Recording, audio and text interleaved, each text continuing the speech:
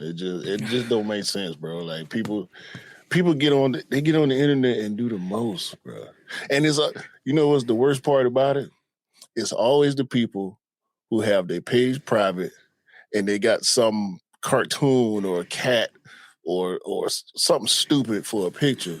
You won't show your face and you won't let people see your feed. It was the one comment I was looking at, one goofy comment, and dude had like 42 followers. He following like 2,000, 3,000 people.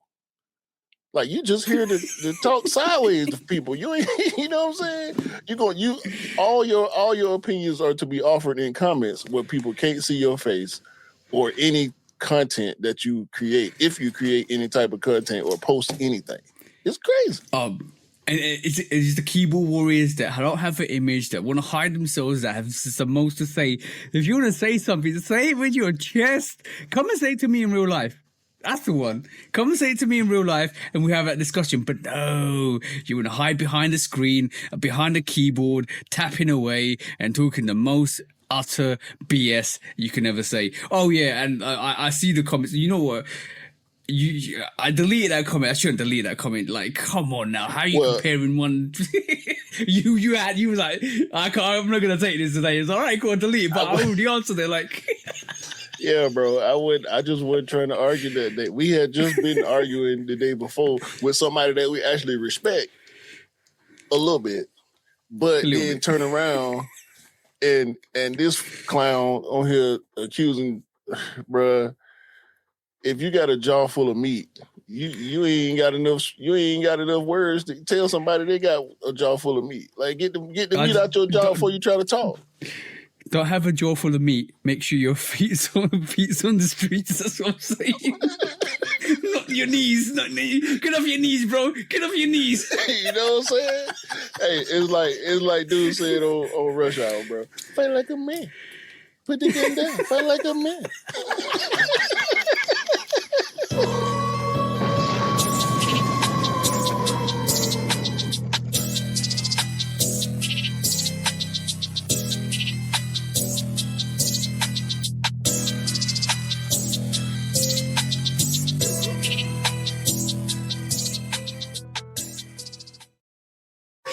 Hey, welcome back to the Shoot On Podcast, episode 215 with me and the bro, 808 Kicks ATL. Please do like, follow, subscribe, come and chat to us. Let's have a conversation. Let's break it down like we always do. And as you can tell, we are having those conversations. There's the reels, the stories and all that's working.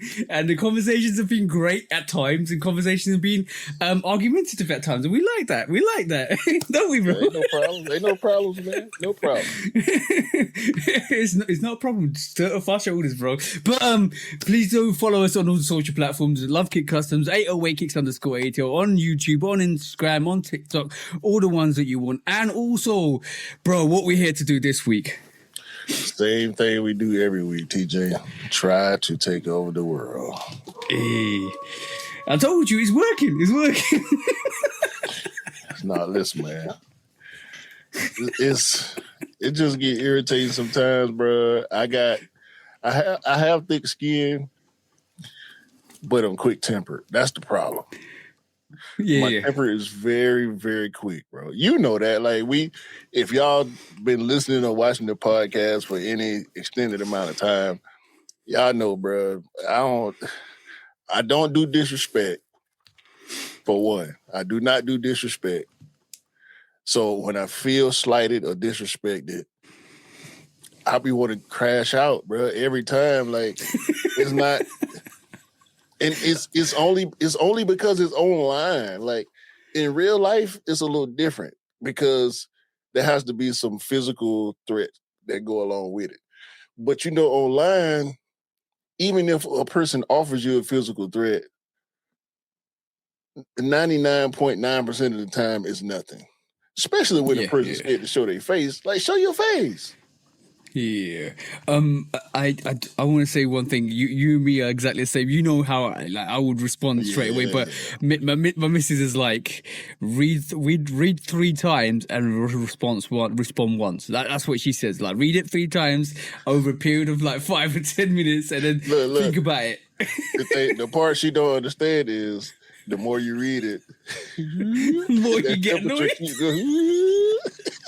That temperature gauge keep going higher and higher.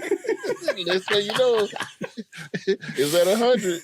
The gauge don't lower the more you read it. It goes up the more you read it on the internet. Like in real life, somebody can say something, then you can think about it, and you can think about the person's face. Or you can think about the person's demeanor when they say something. Yeah. And you might be able to figure out something else. Maybe they had a different meaning or a different they was coming at you in a different type of way. But online, bro, you just reading them goofy words. That's the worst thing, though. I was in the work kind of assessment, and they were talking about how you interpretate and how you communicate. And one of the most crucial things is if you want to talk to somebody, talk to them face to face. If you can't talk to them over the phone. But if you can't then talk to them, send them an email. That was a prescribed way of actually communicating, because you can read an email the wrong way, bro. Like when I'm talking about reading the email the wrong way, this has happened to me like a couple of weeks back as well. So I sent an email.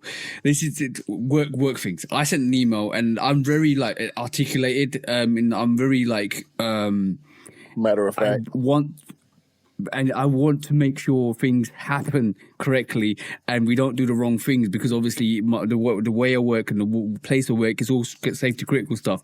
So when I sent an email to saying I'm not going to accept this work. And if it doesn't meet standard requirements and standard litigations and stuff like that, and that's it. Like if you and I'm gonna hold this work back, because if I'm not happy and I'm not accepting it, then I'm pretty sure the person that's gonna look after this in the long run is not gonna accept it. I got a call from the guy, and I said that out of truth of my heart to say, make sure you do the right thing. Right, and all the email structure is make sure you do the right thing, because this is not on. I'm not happy. I'm getting told stuff from site. Blah blah blah blah blah. And if this and overall blanket, and I've CC'd the people that need to know, because obviously it's a need to know basis. If you know this, you need to know this, right? Mm-hmm. And I spread it to all the stakeholders. I got a call from the guy, and he goes, "What's your agenda?" And Mrs. just walked through the door, walking past, right? And she just stood there, and he goes, "That guy was really bad the way he talked to you." I said, "This is what I've been dealing with the past year." "Oh, what's your agenda? Why did you send that? Why did you put this guy?" I said, "Well, I did it because I needed to know that they knew the whole situation, because this is unacceptable. So what's your agenda?" I said, "I've got no agenda. My agenda is safety, making sure that the part of the safety of the public is paramount." And then he starts saying stuff like, "Oh, you shouldn't do this." I said, "Oh, if you say so." I repeated that word 3 times in a row. If you say so, mate. If you say so, bro. His attitude was out of whack. I was like, "What the hell are you talking? What are you attacking me for? I'm just doing the right thing. Do the right thing." What's your agenda? I ain't got no agenda, bro. No, I'm talking about him. Oh yeah. See, the problem is people mistake the phrase "by any means." People say and do things by any means as if the phrase is whatever it takes. Whatever could be anything. Whatever doesn't mean correctly. Whatever means cut corners, bypass. By any means, necessary is the key word in that phrase. You have to take the necessary steps to get things done. When you cut corners and when you BS your way through things, that's when mistakes happen. And in your line of work, mistakes equal lives. Lives impacted and potentially lives lost. It's the same thing with me. When I talk to my guys and I'm trying to express to them the protocols, these things are for your protection and for the assurance of the clients. This ain't stuff we just making up. or pulling out our No. back pocket at the last second. But the problem is, like, this is one thing I'm going to go over on the side note. This is one thing I hate for where I work. They all concentrate about money. It's always making sure we have the budgetary requirements that we have this year for next year. And that the way we work is absolutely ridiculous because you got to spend the money. And if you don't spend the money, you won't get it next year. Like, why have we got that in the first place? And secondly, my whole responsibility is quality assurance, quality for engineering, and assurance for safety. Those three things, if you can't meet those three things, I ain't accepting it. And however much you want to complain, however much you want to cut corners, if I see you cut a corner, I'm pulling you up straight away. And that's my agenda. The safety for the public, the safety for the service, and also quality assurance and getting quality for money. Because like when you start spending money, I can go down a rabbit hole with this. When you start spending money, right, and you start spending taxpayers' money, and then all of a sudden the life expectancy is reduced because you cut corners. That's going to be back in our program in the next 15 years rather than 50 years. And all of a sudden you're compounding issues, you're compounding work, and now you're struggling to kind of deliver a railway or deliver a service to the public that is going to be effective for the taxpayers' money. That's what I'm worried about. But you're worried about spending that money. There's a difference between what my agenda is and what your agenda is, and that kind of really rattles me up because I am paying taxes to make sure that service is fucking fine, right? But you're paying taxes to make sure what are you doing? Bro, people got their priorities in the wrong place. Yes, bro. Yes, bro. That's all it is too. But I don't care if we under-deliver this year. I don't care because I want to make sure we deliver correctly and efficiently and effectively so that we have a service that we provide to the public that is going to be on point. That's what I care about. You know what? We, like you just said, we can go on and on. We don't need to go down the business management rabbit hole. Because this will be a never-ending conversation. I promise. Bro, I could run that company with my eyes closed way more effectively if I was in charge. We won't have the issues we have today with the way I would run that. But no, we want to spend that money in it. So you go spend that money, like make it work. I'm only there for next. Hey, it could be spent anyway. Ethics, man. Be ethical.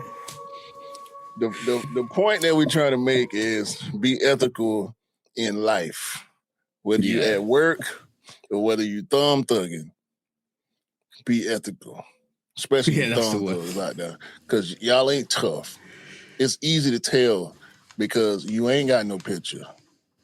Your page is private, and you be so ready to talk crazy if somebody comments. Mm-hmm. You look like a square. Shout out to the people who show their face and their page is public and they still talk crazy. You get a lot more respect from me with a public page and a picture of yourself and videos of yourself and your voice than these thumb thugs who hide their life from the world and want to talk crazy. They're thumbtacks, bro. You need to just push him. You need to just push him against the wall and leave him there. Hey, there's a button. There's a function on all these platforms called block. You working on it. It's okay too. It's okay.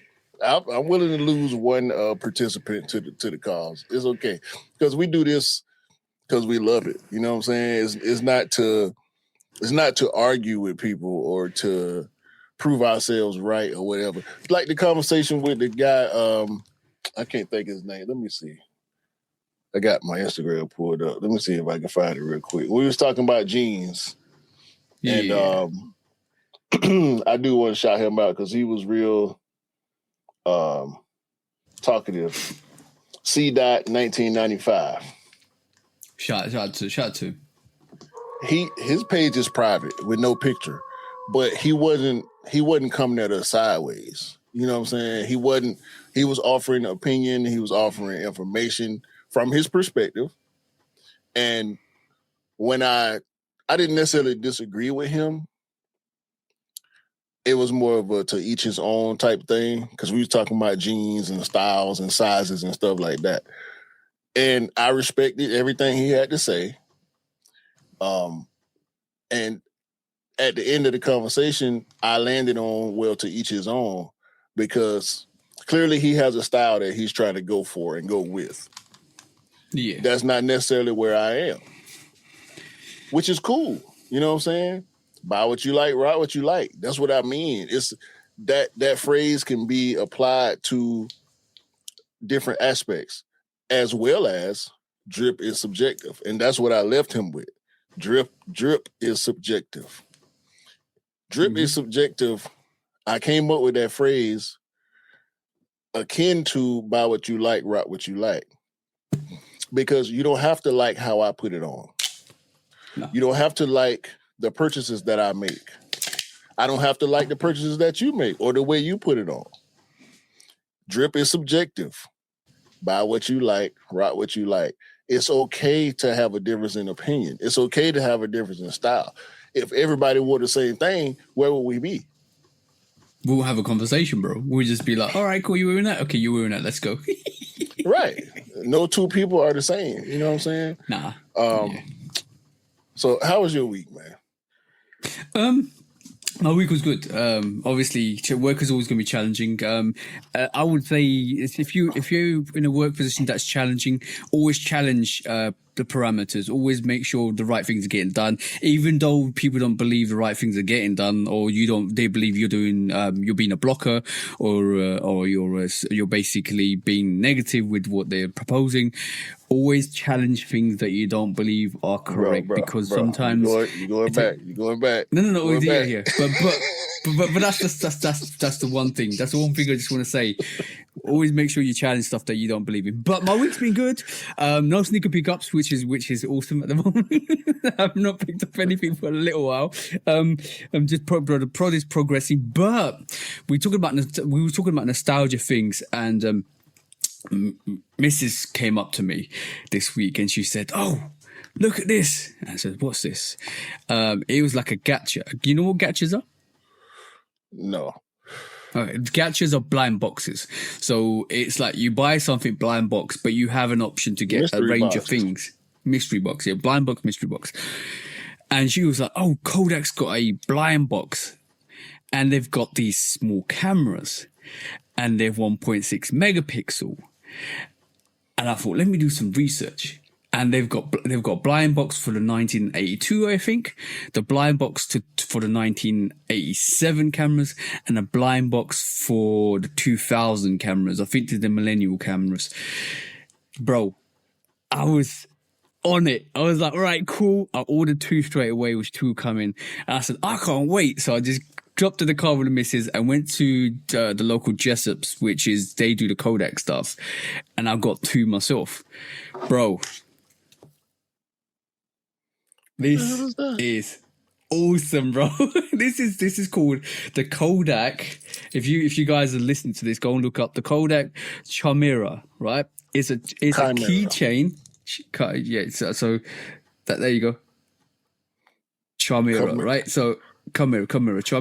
What it is, like CHARMERA, right? I'm right. pretty sure it's supposed to be pronounced well, you know what a chimera is, right? Yeah. So this is awesome, it's bro. Tiny. Yeah, it's a keychain, right? It's a keychain, but it's tiny as hell, and it works. It's a digital camera? It's a 1.6 megapixel camera. It does recordings as well, and the pictures come up vintage as crazy, bro. Look, I'll click it here. Hold on. Let me just click this. And you can see the screen. It works. It literally works, bro. And I'm going to take a picture and I'll send it to you guys. Or I'll send it to Q later.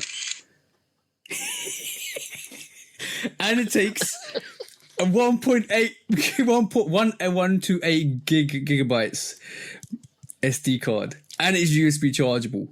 Bro, this is awesome, bro. I'm not even joking. There's 7 different variations: yellow, red, yellow, red, blue, black, this whitish, a grayish, this is bone white, grayish, and a see-through. Bro, like I've got another 2 coming, and then you can also get a mini kit that you can kind of like on Amazon, buy it and literally put it around a lens, and you can have little small lens attachments, so you can actually go wide and narrow. And like, bro, it's crazy. The second pair I'm gonna get, I might actually mod that to actually have a proper camera lens on it as well. But this is some crazy. Look how little this is on my keychain. I can wear it. I could probably put it on my chain like this, have it around. Boom, snap, and I've got a chain long enough that's perfect for this.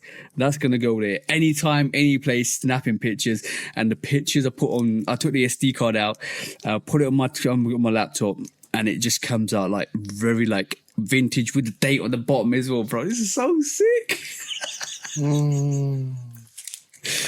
I could say something negative, but I'm going to shut up to let you enjoy yourself. It's $35, bro. No, £35. That's it.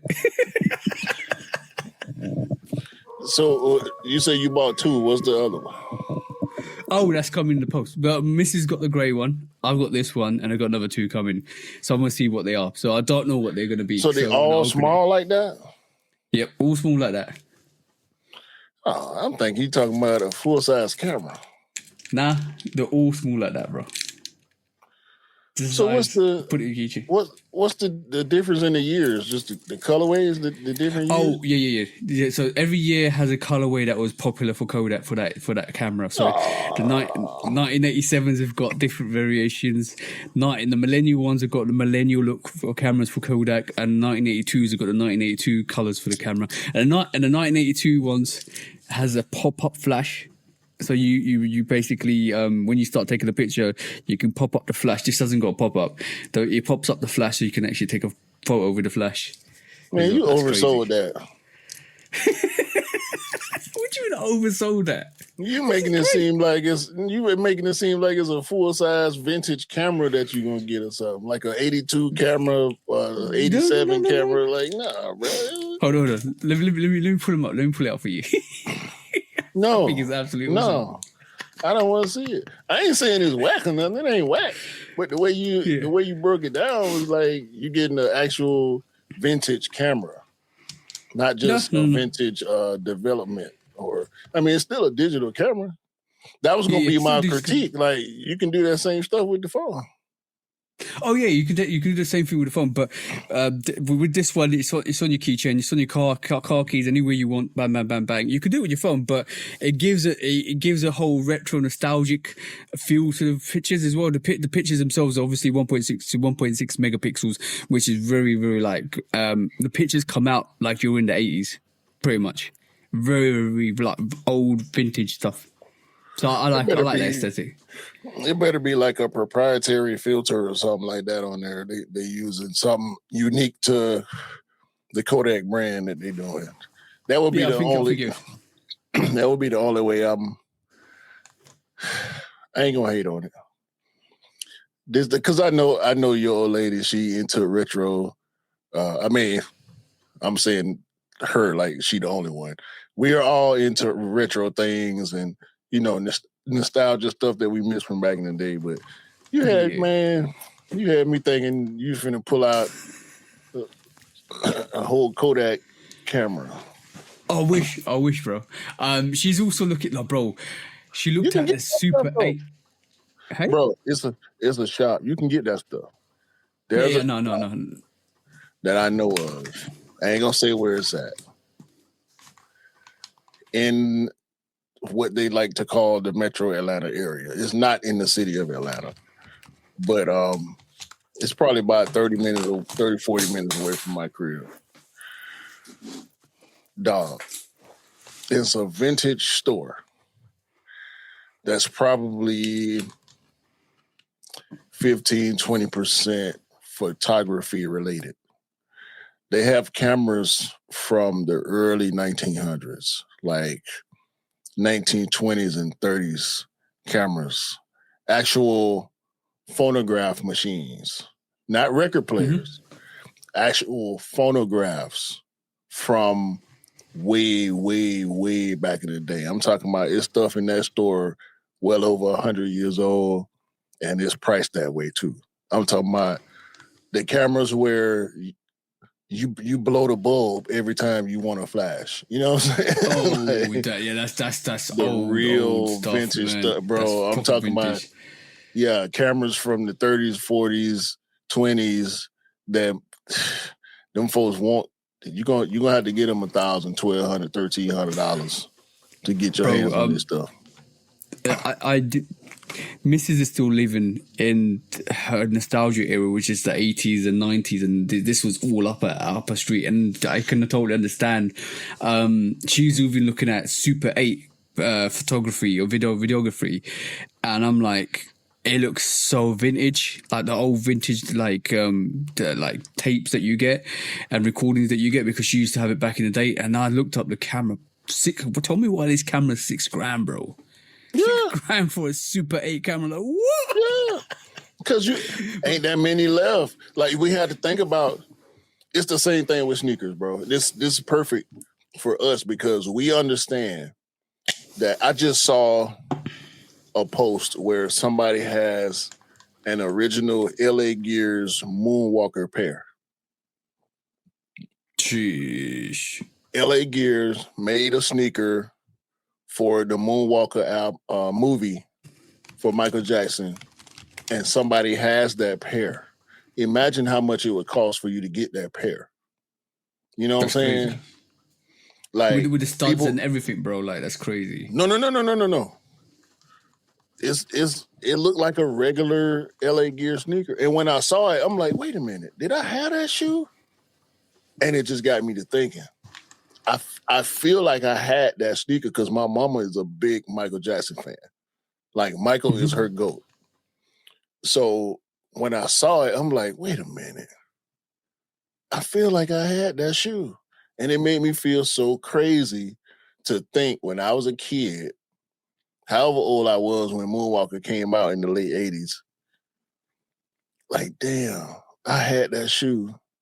And I had no idea. I wasn't a sneakerhead then. Like, shoes were a means to an end to me as a kid. You know what I'm saying? Because it meant status. It meant coolness. It meant acceptance in a lot of ways. Growing up in the hood, we talk about this all the time. Growing up in the hood, material things mean more or as much, if we being honest, as they do as an adult. And it don't change. You know what I'm saying? These things that happen, that are produced, that are never reproduced, go up in value once they hit vintage status. You know what I'm saying? So when we talking about cameras, when we talking about media, like CDs and records and tapes and all this stuff that were produced back then, there's stuff that was made in the 90s that's worth way more than stuff that's going to be produced now and in the future. Exactly that. Like, I'm talking about retro stuff. I'm talking about vinyls. Apparently, the vinyl just got delivered to you, bro, as well. Apparently. Hold on. Yes, the vinyls did come. You want me to open it? Go on, bro. Do a live unboxing. This is why we love retro stuff. Look at that. So, you know when we say we plugged in, we always plugged in. When Q needs something, I got him. I need Q stuff, he's got me. So this, obviously, everybody knows Jay-Z's 30th anniversary from Reasonable Doubt, and he had a Target exclusive that released. There you go, bro. He had Target exclusive that released only in the States. And I put the order in and got it shipped to Q, and Q's going to bring that for me next year when he comes over. That's the white vinyl that for the 30th anniversary. I've got the original Reasonable Doubt coming to me directly. That's the weird thing about it. It was a Target exclusive. I could order it, but I can't get it shipped to me. So it's good to have a plug in the US. Speaking of Target exclusive, I got my wife ordered 2 of these and 2 of the originals also. Yeah. I'm gonna need y'all to figure out what side y'all on, because people out here, y'all let y'all consumerism zigzag across different platforms. Now, I'm not advocating for Target. I'm not, because what Target did was some bullshit. But y'all still shopping on Prime Day. Mm-hmm. Yeah. Y'all still go to Walmart. Y'all buying iPhones and shit. Y'all driving Teslas. So if you stop shopping at Target, sell your Tesla. Sell your iPhone. Get rid of your iPhone. Oh, bro, I'm already like, me and Mrs. next upgrade is not going to be an iPhone. It's gonna be next couple of weeks. No, not next couple of years. But we're not getting an iPhone. I ain't even talking 100%. about you. I ain't even talking about, because Apple is its I own know. thing. But Steve Jobs wasn't an angel, and neither is I can't think of his name. I was just talking about him with my wife. The CEO of Apple right now, he's a piece of shit. Mm-hmm. Yeah, y'all driving around these Elon mobiles. We know he a piece of shit, the richest piece of shit on the planet. Bro, can I talk on SpaceX? Can I talk how much of that bullshit that was? How we triggered the retail investors, bro. My missus was like, "Is it worth investment?" I took me half an hour to do a bit of research. I said, "I ain't touching that shit for one, because I don't like that guy, and secondly, I ain't touching that shit because no, I knew it was gonna crash. I knew it crashed in 2 you weeks. overinvested." But bro, he locked in everybody for like was it a month or 3 months? One of the two. He locked them in. This because I don't know whether I don't know the time frames, but he locked everybody in, and in terms of the retail investors, said, you know what, invest in this. This is going to hit $1 trillion, and then within 2 weeks it crashed, and all the retail investors lost their money. And you must have been dumb to invest in that. Absolutely stupid. That was overly hyped. And the first time the stock like that or IPO like that is actually being forced through, and you won't invest in that? What? And destroyed people's 401ks, because a lot of companies automatically invested in it, which automatically added it to your portfolio. And when it crashed, that's your money that the company put in for you without you having to sign off on it or sign up for it.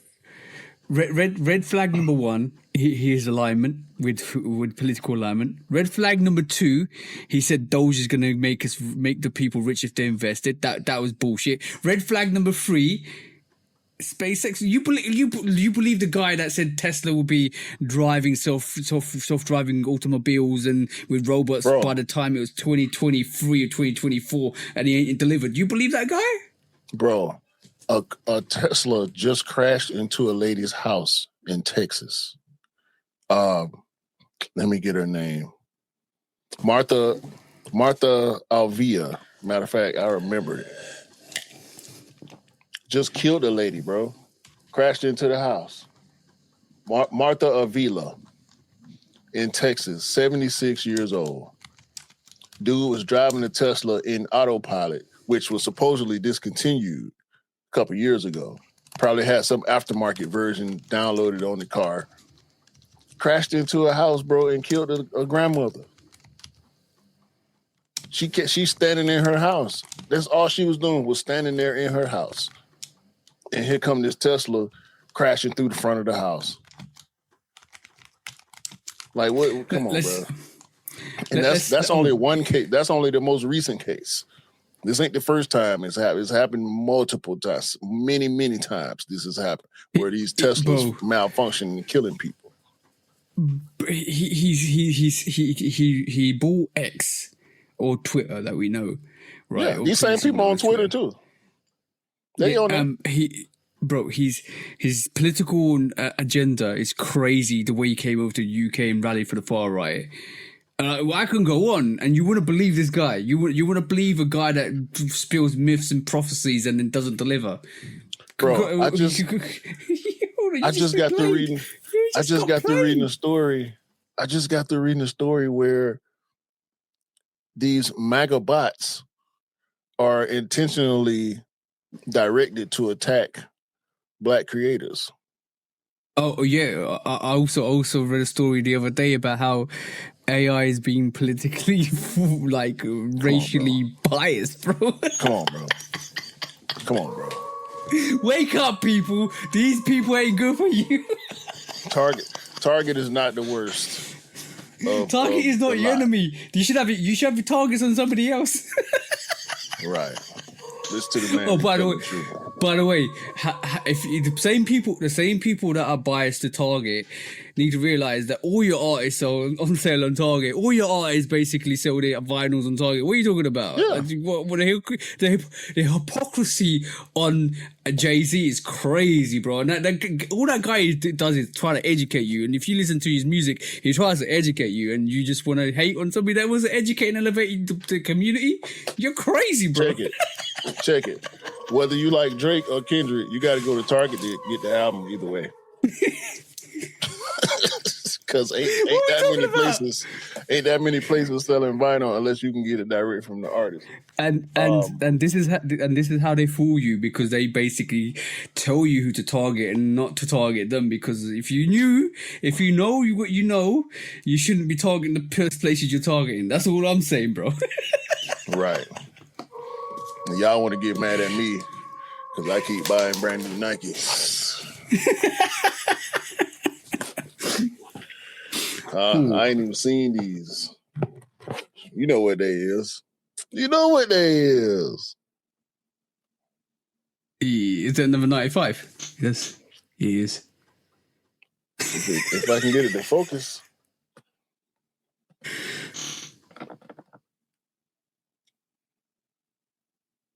Go on, just pop them out, bro. I can't see the label. Just pop them out. It's a double unboxing, bro. You already know what it is, man. Hey, Air Max 95 woven joints. They're hard. Have a look at that. And the 95 run shall continue. Man, bro, I might wear these tomorrow. Man. Let me put out a statement. Once we're gone as a generation, there won't be no nostalgia 90s or 80s stuff left, bro. Like, if you peep it, what the younger generation going to be nostalgic over? It'll be there, bro. It'll be there. We got outliers. Man, these are hard. These are so hard. Oh, I didn't even know the swoosh was purple. No, but seriously, if somebody put a collage together and said the 80s and 90s had the best innovations and products, and like we still look at that today, bro. In 2026, Air Max 1s, Air Max 90s, Air Max 97s, 95s, the ones that you want to come back, 96s, the Jordans. Like we live in a generation where we're so nostalgic. After that, like some of these youngsters don't even know what cassette players are, bro. Forget vinyls. Yeah, but it's not everybody. Listen, I just got through yesterday. I'm scrolling through YouTube as I normally do, and come across a short where this dude, who apparently is a young guy, but his hairline looks 65. I mean, dude talking trash, and his hairline deeper than mine. And he was trashing Air Max 1s and pennies and just a bunch of retro sneakers, Grant Hill, Filas, and all this stuff. He just talking reckless about this stuff. I opened the comments. There was not a single person who agreed with him. The whole comment session was roasting him. And then YouTube proceeded to throw me like 2 or 3 more of his videos. No, not interested. Not interested. Not interested. I'm about to block him. If I see him come pop up on my timeline again, I'm blocking him. Like, bruh, don't nobody want to hear that shit. You probably ain't even got 5 sneakers to rub together. Trying to tell people what they should and shouldn't be wearing. Anywhere that's roasting vintage sneakers like that, I'm gonna call them vintage because like we're talking about 20, 30 years worth of like Air Max 95s of 30 years plus. Anybody that's roasting them, roast them. You can roast them, but come up with an alternative that's better than that. Look. You can't. He was talking shit about Air Max 1s and then said Air Max 97s are better. Do you know what the 97 on Air Max 97 means? You fucking moron. Oh, you can't make this up, bro. You can't make this up. But yeah, we divulge because we could talk about this. Like, okay, new focus for everybody. If you want to trash something, come with a better alternative. If you can't, just keep it zipped. That's all I'm saying. And that dude probably wear them Walmart Avias that these folks. Bro, he's probably start talking about the what do you call it, New Balance and Asics, and you don't realize the historical value of New Balance and Asics. Fuck them folks. Shout out to Jorge Campos. He's fire. Yeah, they're fire. These are fire, bro. Speaking of fire, last time we parted, shout out to Kali. Shout out to Kali, yeah. Very educational. I told y'all I was on the way to the Dream game that day. Dream versus the Fever. Whoop that ass. We was up by 20-something. The referees kept cheating, trying to keep the Fever in the game. I'm talking about BTA. But we end up winning by, I think, like 7 or 8. But we was putting belt to ass majority of it. Well, I ain't gonna say majority. At one point, they was up by like 10. The second half started, we ended up with a 20-point lead, 20-plus point lead. Whooped that ass. You hear me? Sheesh. Yeah, a lot of stars in the building. Shout out to Angel. You already know. Hey. Already know. Shout out to Angel Reeves. Shout out to Alicia Gray, who is injured right now. We hoping for a speedy recovery for Alicia. Ryan Howard, Jordan Canada, Tahina Pow, the whole squad. Nas Hillman, what's my girl name? Medina. We had Dominique in the building. Dominique Wilkins, that is. One of my personal favorites, the Atlanta GOAT, the Atlanta Hawks GOAT, Dominique Wilkins was in the building. Big Lotto was in the building. The Atlanta mayor, Andre Dickens, was in the building. He always at the game, though. Clarissa Shields, the GOAT, the women's boxing champion, Clarissa Shields, was in the building, who, by the way, is having her next fight at State Farm. Shout out to the GOAT. So, yeah, we went to that game. It was dope. Great atmosphere. Very, very similar to the Hawks game atmosphere. Fabo performed at halftime. He did Laffy Taffy. He did Spaceships on Bankhead. He did Bet You Can't Do It Like Me. Fabo, Atlanta legend. He's still flipping his leg up by his shoulder, too, at probably almost 50 years old.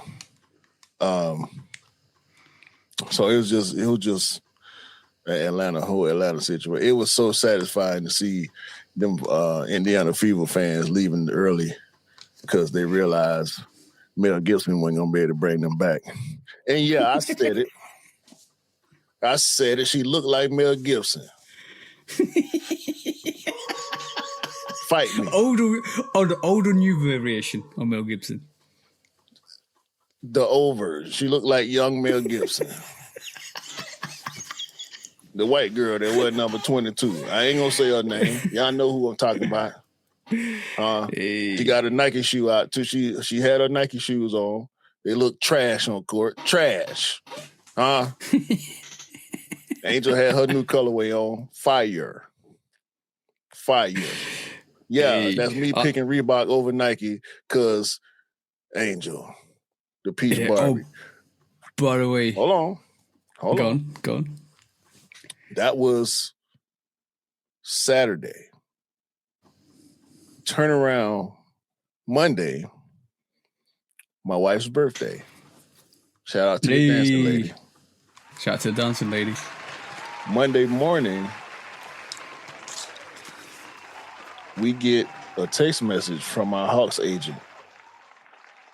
Hey, y'all want to go to the Dream game tonight? Do we?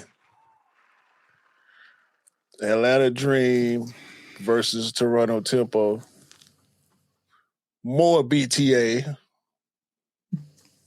Belty ass. More BTA. The referees couldn't help them. They tried. And I told you, remember a couple episodes ago, when I told you that chick pulled Angel Reese down. And I warned her not to do that. If she did that in Atlanta, it was going to be trouble. She was on her best behavior. She knew not to play around. You got to be, bro. You got to be. She knew not to play around. And Angel didn't have the best game. The referees was picking on her. But we still won. Medina Okot. Oh, I'm sorry. That's who I was missing. Don Staley was in attendance at that Indiana game. And she brought the South Carolina University women's basketball team with her. They was all in attendance. Medina played for her. Ryan Howard played for her. Aaliyah Boston, who played for the Fever, played for her. So she was just there in support of her former players and brought her current players with her. Shout out to Don Staley, legendary Don Staley. So then draft night was Tuesday, NBA draft night, right back in State Farm Arena for the Atlanta Hawks draft party. The very next day, my Hawks, we did well. We drafted a point guard with the 8th pick in the NBA draft. I was looking to get a big man, but we went in a little bit of a different direction. So shout out to Kingston Flemings. Hopefully he can be the point guard for the future for my Hawks. We also drafted, we did get a couple big men in the draft. We drafted, what's my guy first name? I can't remember his first name. Ejiofor from St. John's, 6'8" power forward, energy guy. Drafted him also at the 23rd pick. And we got another big in the second round from North Carolina. I can't remember his name either. These people all new. It's okay though. It's okay. It's okay. If y'all care, go to NBA.com and look at the draft tracker. Damn it. I can't. I'm sorry. Zuby Ejiofor from St. John's, and my guy we actually traded that second round pick and got the big man out of North Carolina. So we looking pretty good right now. We got a bunch of free agents we got to secure. We did sign CJ McCollum to an extension, so he'll be with us for at least 3 more years.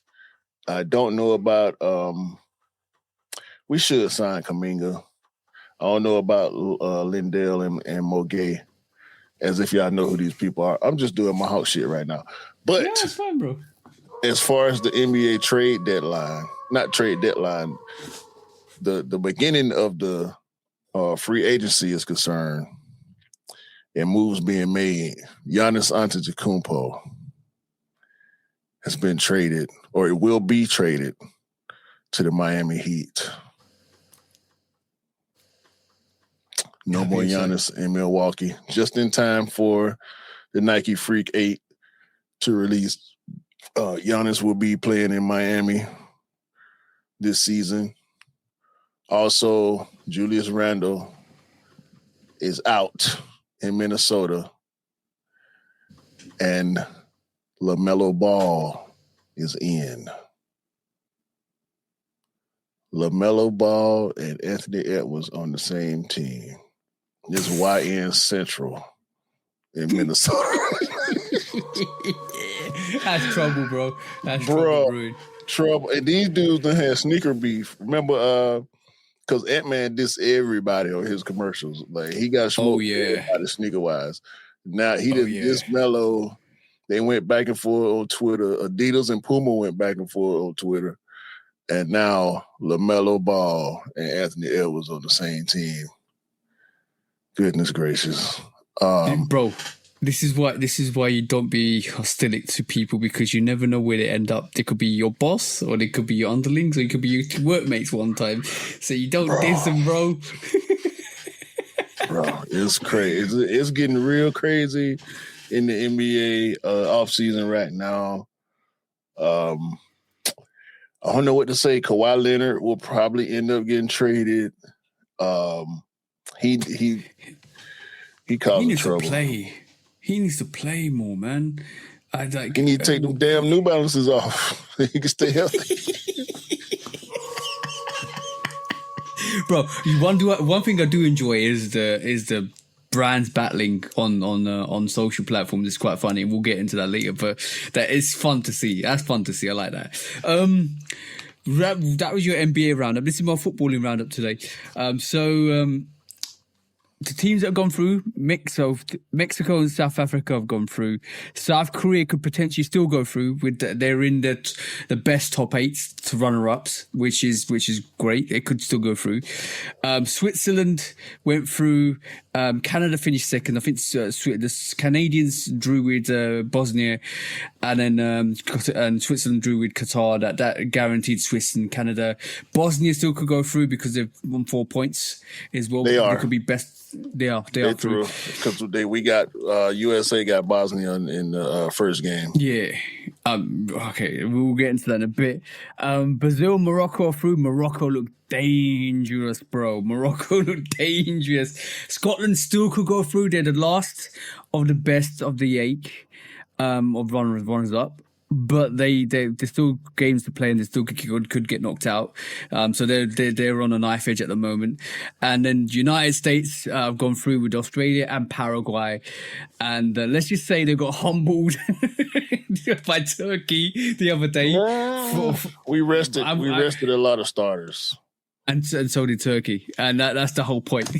So we got yellow cards. So they rested a bunch of the starters with yellow cards as to not have to miss games in the tournament portion of the World Cup. So, but the really funny thing on the social platforms right this moment in time is the gusto the United States fans have got with their team, with the thing they think they have with their team, and then there's these arguments between the rest of the world and the United States, because obviously when the United States gets involved, sometimes some of your fans say you're the best in the world and you would win everything, and all of a sudden it doesn't happen. But let's just see what happens with that. But yeah, Turkey played a really good match. Turkey played a really good game.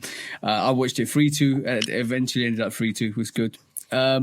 Germany went through as well against Ivory Coast. Germans got beat by Ecuador. The Ecuador looked strong. I'm talking like I think they were more up for it than the Germans were, because obviously Germany already qualified. They didn't really have a game. It was like a dead rubber for them. So Ecuador needs to win that. Who are the big stars on these teams?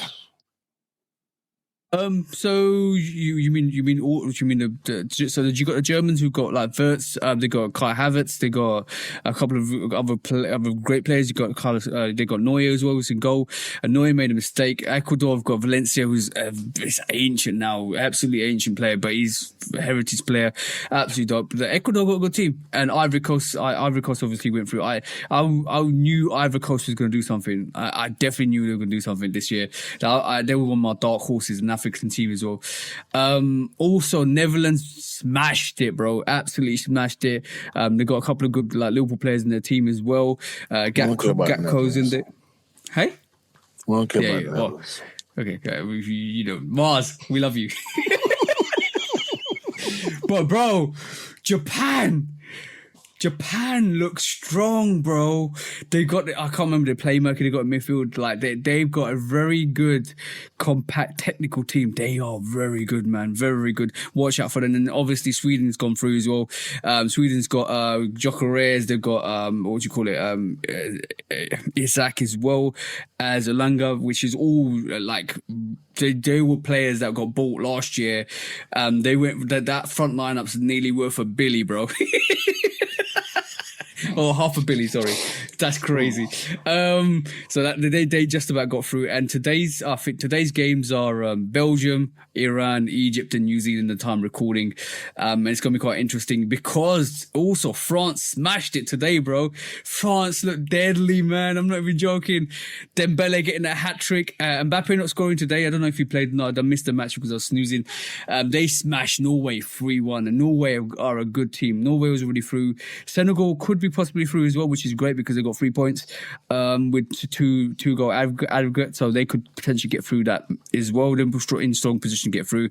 And then tomorrow is the big ones. You got England, Argentina, and talking about Argentina, Messi missed a chance to get another hat trick against Austria. Missed the penalty, but got 2 goals again, which is crazy, bro. That guy, that for 38-year-old is crazy, bro. I was about to say, Mbappe. Yeah, he almost 40, bro, and he's still out there kicking y'all ass. He play. The thing is, the way he plays is the way he's always played. Like ball control on point, hard to get the ball off him. Dribbling, vision wise, is exactly. I would say he's matured over the time. But his pace can't be the same.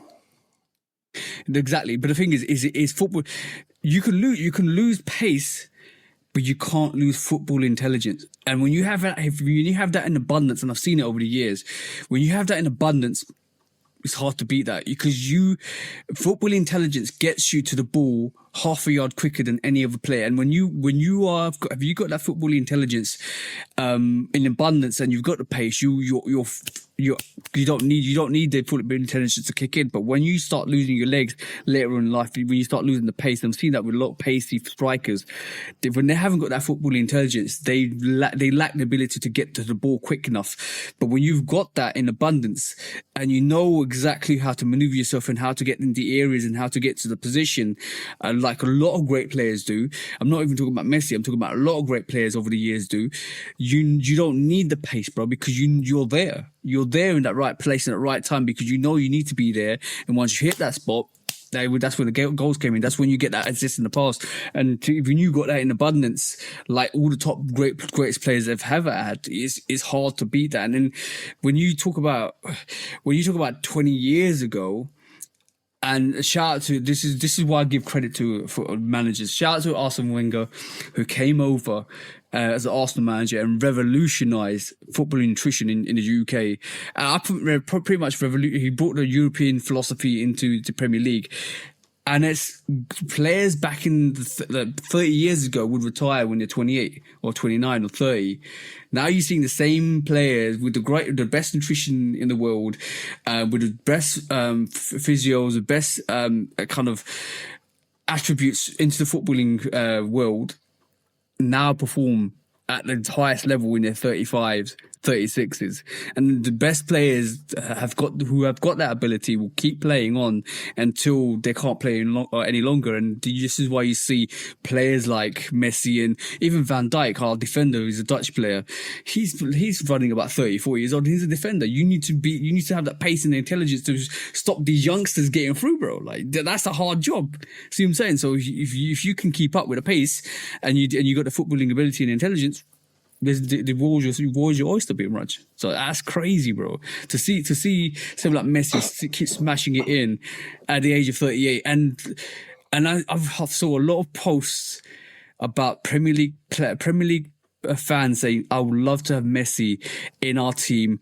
I would even spend about a 50 to 60 million to get him in because he's still got that ability right this moment in time to be a game winner and a match changer. And you can see it with Argentina. And the one thing with Argentina you can see, and there's a difference with the Argentina team, and I even think this French team as well, they play for Messi. Like you gang up on Messi, they're on you, bro. They were on you. Like, come on, he's like almost, I wouldn't like to say God level, but he's up there. Just people love him. Yeah, he's the GOAT. People love him to the point that they won't play for him. They won't support him. And if you check his history of how far he's come with the Argentinian team, you'd realize that it wasn't always like that. He retired when he was in his mid-30s. He retired from football because he said, I'm never going to win this. I'm never going to win the World Cup, and I'm always getting hate. And they all begged him back. Argentina turned around and begged him back, and then he came back and won a World Cup last year, or 4 years ago. So, and now he plays in the MLS for Miami, showing other players how to do it. Like, and that's so admirable of him to take, because I'm pretty sure it's a huge pay cut. Like, Inter Miami can't afford to pay him what the other teams around the world in bigger leagues, way bigger leagues, would be able to pay him.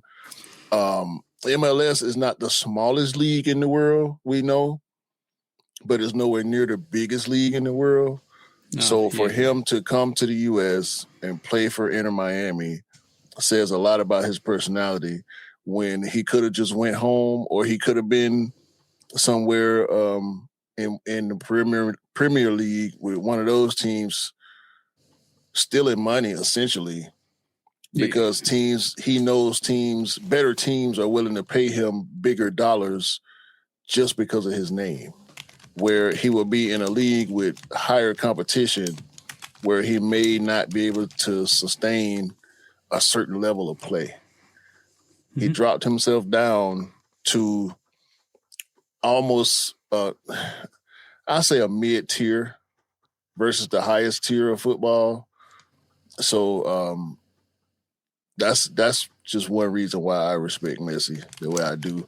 I don't know all that much about him. I've heard his name for years. And anytime you hear his name, it comes along with being one of the best players in the world.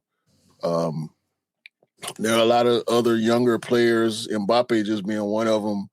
I hear a lot of people saying Mbappe may end up surpassing Messi at some point. Yeah, I think he will. In terms of goal delivery, Mbappe is amazing. He scored 8 goals in the last World Cup, and this think about this. Messi at 34 went head to head with Mbappe at the last World Cup finals, and they were peg for peg. I think Mbappe got a hat trick. I think Messi maybe got a hat trick there as well, maybe 2 goals. I can't remember, but it was 3-3. Went on penalties. Mbappe showed up. Mbappe always showed up. That boy is absolute class. He's still in his 20s, right? Class, bro. Yeah, he's about 28. I think so. Maybe I'm right. I'm just check that. So he competing with a dude a decade older than him and still having to go hard. Yeah. And Messi was 34. Oh, yeah, he was 34 when I'm saying right now, Mbappe is 27. Yeah. So, 11 years older.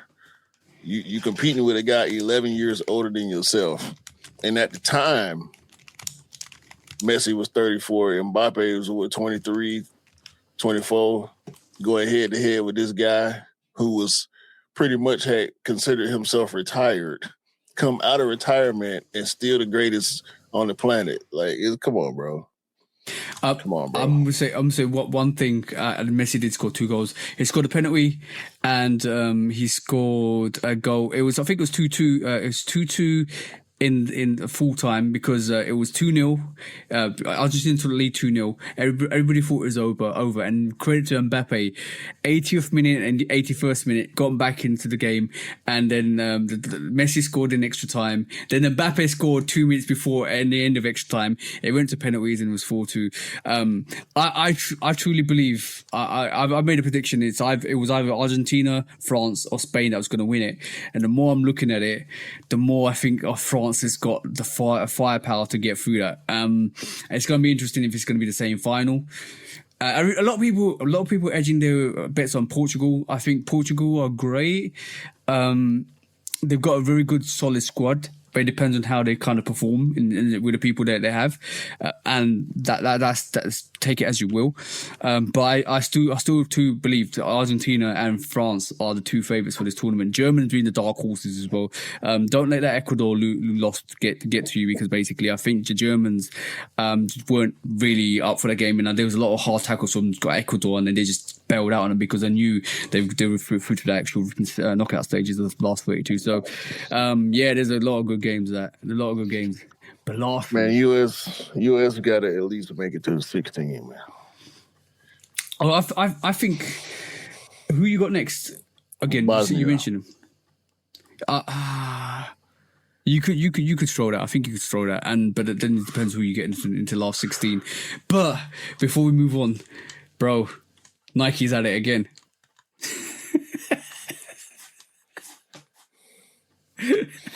Nike and German national team. Yeah, no. It could be. Basically, obviously, do you know the Germans are sponsored by Adidas at the moment? Nike has a contract. Yeah, we reported that. We reported that. It was a year or so ago. Yeah. I think it kicks in maybe in 2027, possibly. But yeah, they were just saying hello to the Germans, bro. Just to rub it in, you know what Nike do. Nike do best. Just rubbing it in. New Jersey coming soon, and there ain't no World Cup games. There's a World Cup game in New Jersey because they play in I believe the Jets Stadium, which is technically the New York Jets, but the stadium is in East Rutherford, New Jersey. So it's kind of a double entendre. Nike's making the jerseys from 2027. I was right. Run it. Hey, bro, that's some crazy shit. That's some crazy shit. Oh, by the way, Puma were getting hate the other day for their jerseys being flimsy because all of their jerseys were getting torn. I mean.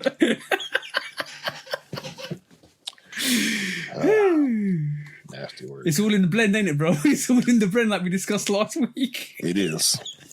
Shout out to Collie. Shout out to NK. Shout out to Collie. Yeah. Shout out to the family. Let's do some quick strikes, man. We've been rambling like a mug. I couldn't wait to get to this topic. Paris Fashion Week. We've seen a lot. There's a lot to unpack, if you will. One point in the bin. Yeah. Let's get into it. The sneaker brands were heavily involved this year. Mm-hmm. I always try to pay at least some attention to Paris Fashion Week. However, the sneaker brands were heavily involved. I don't know if I ever remember seeing this much involvement. Of course, we're going to start with the best and weirdest from Swoosh. The flat toe we discuss later. Just leave that for time being. So I don't know. They removed the shocks from the Shocks R4. It looks like a high fashion heel. Okay. As a matter of fact, this ain't the Shocks R4. I can't remember the name of this model. This was the women's Shocks, where they removed the shocks and it's just a big gap in between the midsole and the heel. I'm not all the way mad at this look. I mean, we know it's Fashion Week, so we got to take everything with a grain of salt. As far as runway styling is concerned, I ain't all the way mad at this. I doubt if I ever see these on feet. If I do, I'll judge it then based on the fit. But I wasn't all the way mad at these. We saw a plethora. I think they. Go ahead. I think they're quite cool. I'm gonna be honest. It's a different alternative to a heel. Like I think they're quite cool. Rather than coming from the heel end, it's coming from the mid end. I think they're kind of cool. I like it. It's coming from the midfoot instead of. Well, y'all see it. Y'all heard it. Whole lot of Air Force Ones on display. Air Force Ones that we have never seen before. Air Max 90s that we never seen before. Don't have up close pictures of everything. We'll be here all day talking about Nike if y'all leave it up to me. But we also saw some laceless Air Max 97s. That Leave look that a for little later, different. bro. Leave that for later, Will. We have this ballet slipper looking joint. Forgive me for not knowing the names of all these sneakers or this footwear. I ain't gonna call them all sneakers. I want to say sneakers just because it's Nike, but yeah, we get what's going on. Some dope colorways. We also have another version of the Air Max loafer. Mm-hmm. I ain't too mad at this either, to be honest with you. It's hard to tell structurally how it's going to do, but they're not bad looking, if you ask me. They're not terrible looking. I ain't going to say they're not bad looking. They're not terrible looking. I'll say that. And Nike also showed out with presentation. They had a giant swoosh that they just stuck through the wall. I mean, that's one of the dopest part about what Nike did. Yeah, I saw that. Yeah, that's just crazy how they presented that Nike breaking through the wall at Paris Fashion Week. We also got this ninja looking Nike Air Camel Rift toe. boot. Yeah, the camel toe rifts, if you will. And we know that the Air Rift has got that whole separate toe ninjutsu aesthetic going on with it for some of the pairs they released recently. But that's not what I was most excited about when we was looking at the Nike stuff, sandals and moon shoes and the whole nine. Like Nike brought out a whole lot. What I was most excited about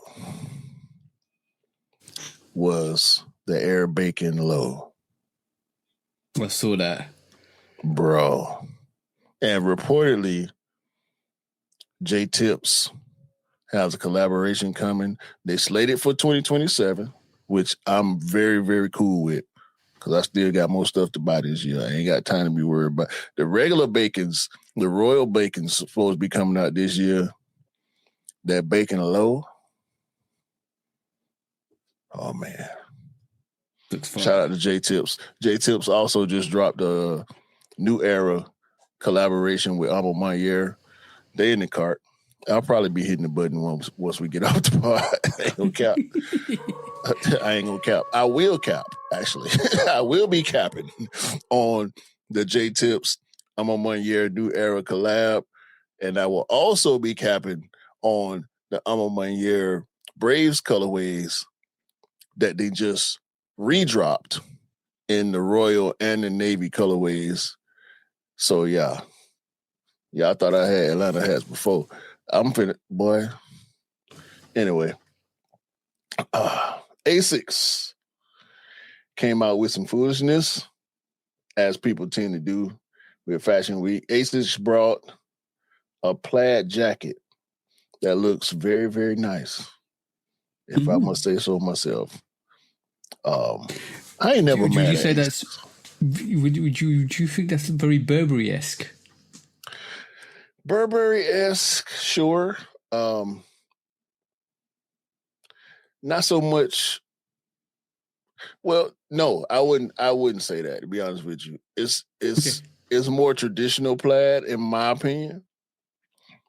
The Burberry plaid is very unique in the pattern and the colorway, but I can see why you would feel that way, because this is a unique plaid pattern that I don't see this all the time. I got a Nautica shirt from back in the day that's similar to this pattern, but I ain't mad at ASICS for this at all.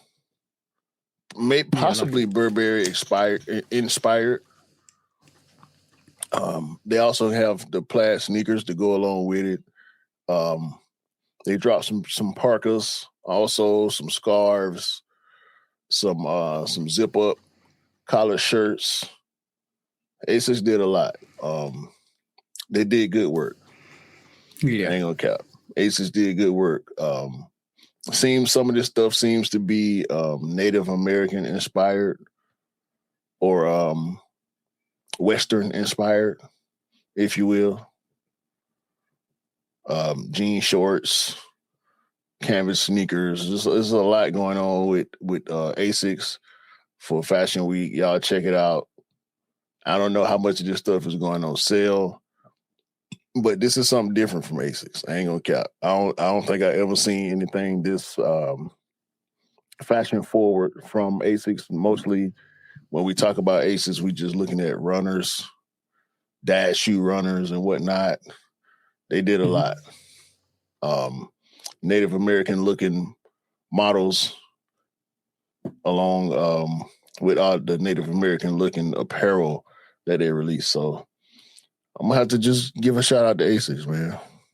Yeah, shout out to ASICS. Round of applause. They did well. I know what you're trying to get to. Adidas. You wanna? Adidas. But by the way, I've just looked it up. That Nike heel sneaker has no name. It's just I don't think it's got an official name. It's just a prototype at the moment. I was in the meantime I was looking it up. But was it Rick Owens? Rick Owens and Adidas have got the perfect wrestling sumo suit for you this year. Is that the Climatize? Is that the Climax or something like that? That's the one the suit that Climacool. Climate cool, that's the one. That's the suit that keeps you cool in the hot summers. I need it now because damn, it's bloody hot here. I'm sweating balls, literally, and I need that suit because I can run around the house and rugby tackle my missus if I need to, because that's perfect for that. Sumo wrestling at its finest. I don't know what you're gonna use it for. I know a lot of people in the States you know what? I did hear a lot of people in the States actually had that suit. And they were trialing it, which I mean, unique. That's the unique. Yeah, Missy Elliott had it in the Super Duper Fly video. That's really good inspiration from. You know what? This the Adidas he how Rick Owens collaboration. You know what was really funny? I put it on my stories as well. I tagged you and I tagged Adidas and I tagged Rick Owens and I said congratulations on the new sumo suits, because that's a great. How much is that? I don't see no price. Probably arm and leg. I mean, but it's Fashion Week, so you normally ain't gonna see prices during fashion shows like that. Yeah, but expect to see that. If it keeps you cool, that's great. But I'd rather have a bucket of ice underneath a t-shirt than to wear something like that. This the Ricky Elliott collection right here. You just need Busta Rhymes to come through as well. Right. Can't stay in the rain here, that boy. Also, they have some chuckers looking. I don't know what they even call these boots, bro. They not the worst. I ain't gonna lie. They are not the worst, but they got so much extra material on them. how can you walk in these? Like when you lift your foot up, your foot gonna lift before the boot lift. Like it looks so difficult to walk in these.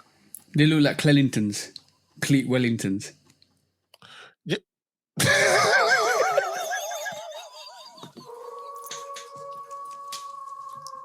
Cleat Wellington.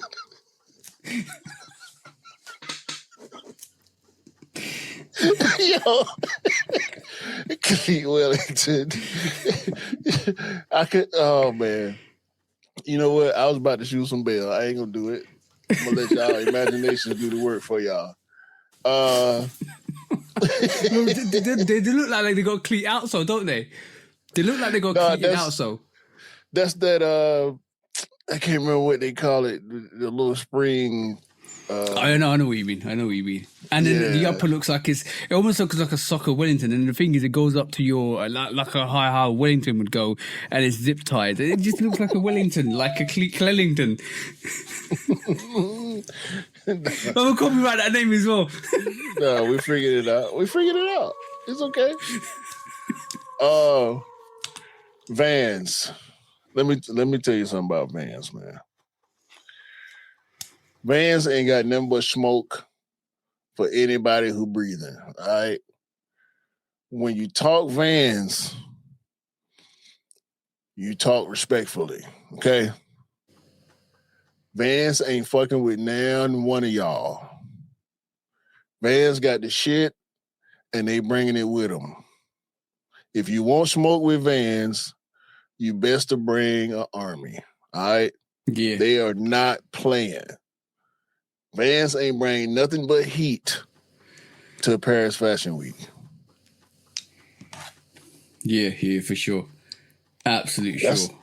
That's all I got to say. I mean, what else can you say, bro? No, they've been doing their things for the last couple of years, which is great. Like we saw it with the vintage stuff that they're pushing out. This is absolutely awesome. Like you can't knock them. Well, you can, but you can't knock them. Sometimes you can.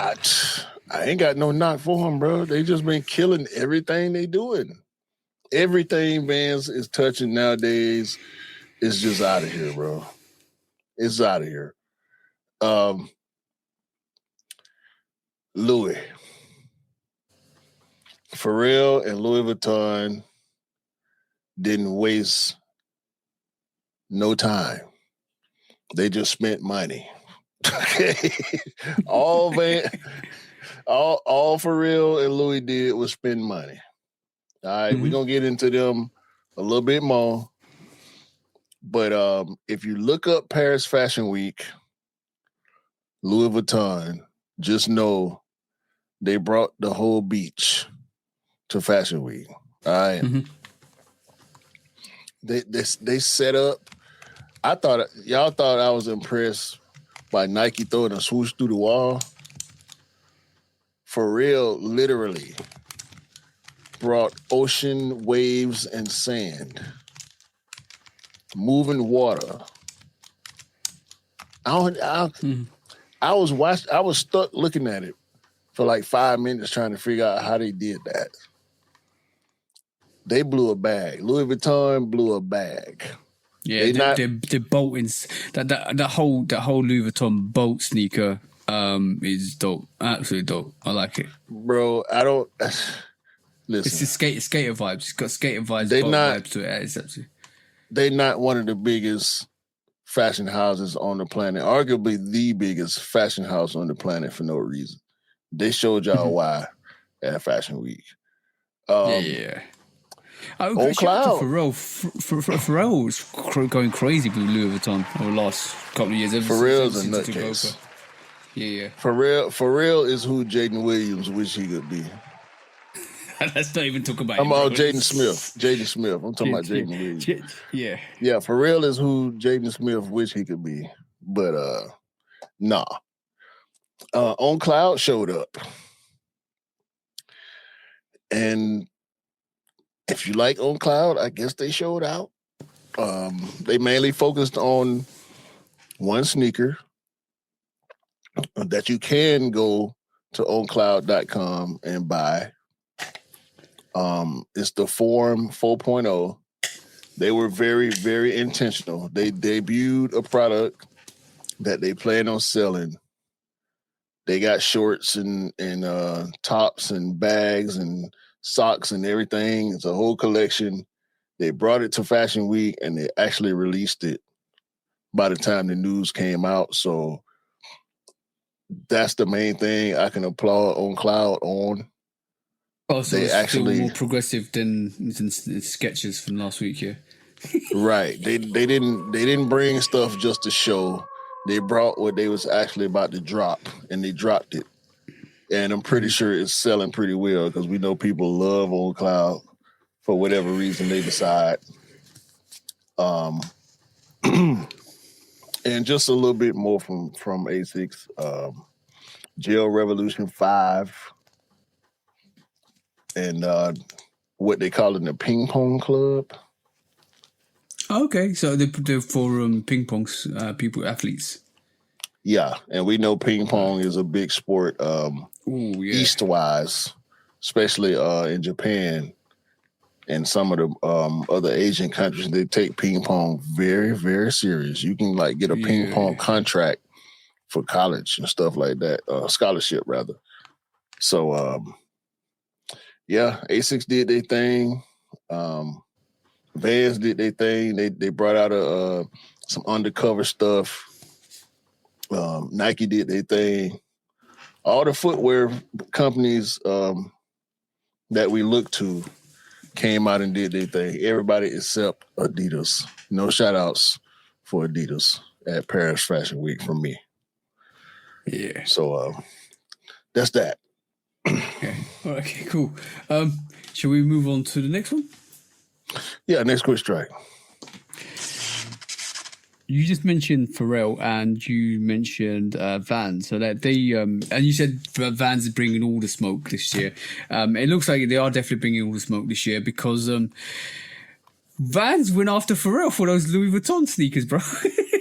So let's have a little bit of a breakdown, right? So this week, and it was clever the way they did it.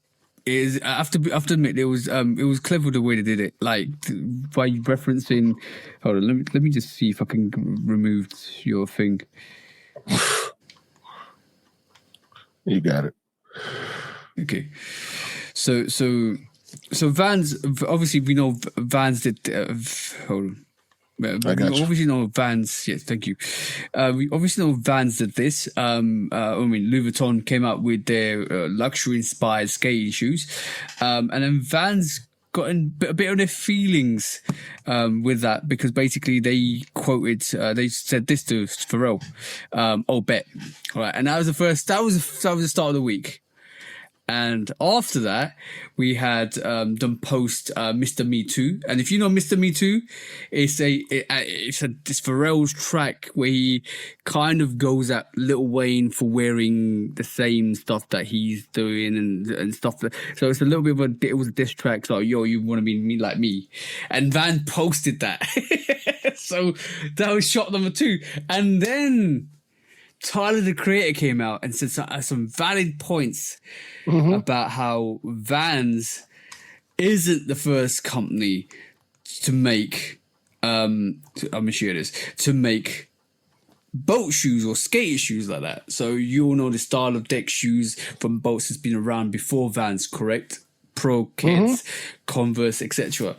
And shout out to Nice Kicks for this because they did a great breakdown about Converse yachting sneakers from 1913, I mean. Kids from doing their a variation in 1916 and obviously Vans doing it in 1966. So Vans saying Mr. Me Too to Pharrell was irony because Converse and Kids could say the same thing to Vans because you get inspired by you get inspired by other brands and you get inspired. And we've seen that over the years. So them taking a shot at Pharrell and ironically using his diss track to Lil Wayne, I wouldn't even call it diss track, but it was a diss track. Yeah. And them posting it was ironic. It was very ironic to the point where they've almost like they forgot their history and wanted to rewrite that history themselves. Like we were the first ones to do it, so stop copying us. But if Pharrell was copying anything, it was copying the early models rather than what Vans did. But it's just it almost like Pharrell was also paying tribute, but Vans took it the wrong way. What's your thoughts? It's definitely some revisionist history from Vans. Their recent success with the skates, highs and lows, and other simplistic models that they have, the old schools and whatnot, they was feeling themselves a little bit. And maybe whoever called these shots to go ahead and shoot at Pharrell and Louis Vuitton didn't know the history. But we know Tyler, the Creator, you have a pair of the Tyler Creator sneakers that are boat shoes. Yeah, I was at the interview when in London when he did that interview with Offspring and with Converse about like where he got his inspiration about boat shoes. About he was surprised when he went over to Converse that he had all of these boat shoes there. Like then he was like, "Why are you not actually retroing those models?" And that's why he brought them back. And I've got one of Tyler's or a free pair of the Tyler Creators, Le Fleur. I think it's a great model as well. Come out so green uppers. I thought, yeah. And you need to know your heritage before you quote stuff like that because you could get caught out and everybody was on them, bro. And when I talk everybody was on Vans, they were on Vans. Let me just kind of pull this up because I did see a couple of comments from Vans, from people in the community. I might have got rid of it. Hold on, might have got rid of it. People from the community were on Vans. They're like, don't you know your history? Like you should know better than to come after Pharrell. They were on Pharrell's side. Like 100% for sure. Well, Tyler is the perfect person to call that out based on what you said. We know he's a style historian. I won't even say a fashion historian, much like a Pharrell. They cut from the same cloth. So it was only right that Tyler came out in defense of Pharrell for the design that he put forth. And I ain't mad at it. I'm not mad at Vans for standing on what they have done in recent times, but acting like they were the creator of deck shoes is wrong. Yeah. It's wrong. And for that matter, if they were going to come at Pharrell, and see, this is trend jumping a little bit because Pharrell is so notable when he does something with Louis Vuitton. Vans just took an opportunity to troll and jump on the bandwagon of all the attention that he was getting. And because a lot of the media platforms were comparing the Louis Vuitton deck shoe to the Vans shoes, Vans said, well, why not? So it could just be trolling. I don't want to say Vans didn't know what they was doing or they don't know their history. Because they got that design from somewhere. Maybe the person who took that design and brought it to Vans maybe not be around or still with the company to be able to speak on it. But the people who are in control right now could 1,000% be trolling, knowing full well they didn't create that because they put out an ad saying they are the originators. They're not. I think it's par and par. I'm just looking up something as well. I think it's par and par. I think it was good publicity for Vans as well because it goes well in hand with what their rises over the last couple of years, and I don't think they want to lose that whole publicity with that because it means that you still paying attention. No attention is bad attention when it comes to stuff like that. So we had a lot of people debating, and I'm looking at the comments from that, and I just want to say that some of these people don't actually know their history either because. For somebody to say that Vans has got a lawsuit, could have a lawsuit against Pharrell and Louis Vuitton, that's just bullshit. And then I think somebody said, "Oh, pro kids are sitting back and looking at Vans side-eyed," and I said, "Yeah, that's the right comment there because." Basically, that they're telling you they know the history. Like some of the comments are crazy. Like, come on, Bro, man, you need to know your history. Converse originated the signature sneaker with the Chuck Taylors. Yeah, That deck shoe is a Chuck Taylor without the rubber toe. mm-hmm. What are we talking about? That's a non-issue for Vans. That's why it's either ignorance or trolling. Mm-hmm. I'm leaning more so towards trolling because ain't no way in the hell everybody that got something to do with Vans is saying, nah, that's us. They stole from us. Nah, ain't nobody stole shit from y'all. Y'all got it from Chuck's first. Y'all got it from Converse. Pro Kids got it from Converse. Yeah. You know what I'm saying? Converse been around forever. Like, what are we doing, bro? Yeah. 1913, and they got popular because of their Chuck Taylors after that. It's all 1914. So, like, come on now, like, if they believe that, they need to go at every other footwear brand too. Oh, yeah. They need to go at Ralph Lauren. They need to go at Duckhead. They need to go at. They need to be going at Nike for the Janowskis. They need to go at every other brand if they're gonna attack Pharrell and Louis Vuitton for this. I also think is they could have gone after Tyler the Creator when he did his LaFleur with Converse because right. and they didn't specifically because they knew their history with Converse as well, so that this is why they didn't get at them or to say bet and stuff like that because they knew. Right, Pharrell doing what Pharrell does and taking inspiration and producing that Louis Vuitton skate inspired Bolt sneaker, right? It was like almost like, oh, okay, cool, high end fashion. It's gonna be 1200, whatever it is gonna be. I felt like. Cause they're on this wave currently of like nostalgic sneakers, they're like, let's just carry that on and troll. And it was in respect of what you think it is a troll. I think I'm aligning to what you're saying is because if it wasn't a troll, then they have no right to say that because Converse could have stepped in easily and like Tyler did and said, you stop talking bullshit. But it was a troll because they put the Mr. Me Too tune on. Hey. Look at all the Vans collaborators shutting right the fuck up.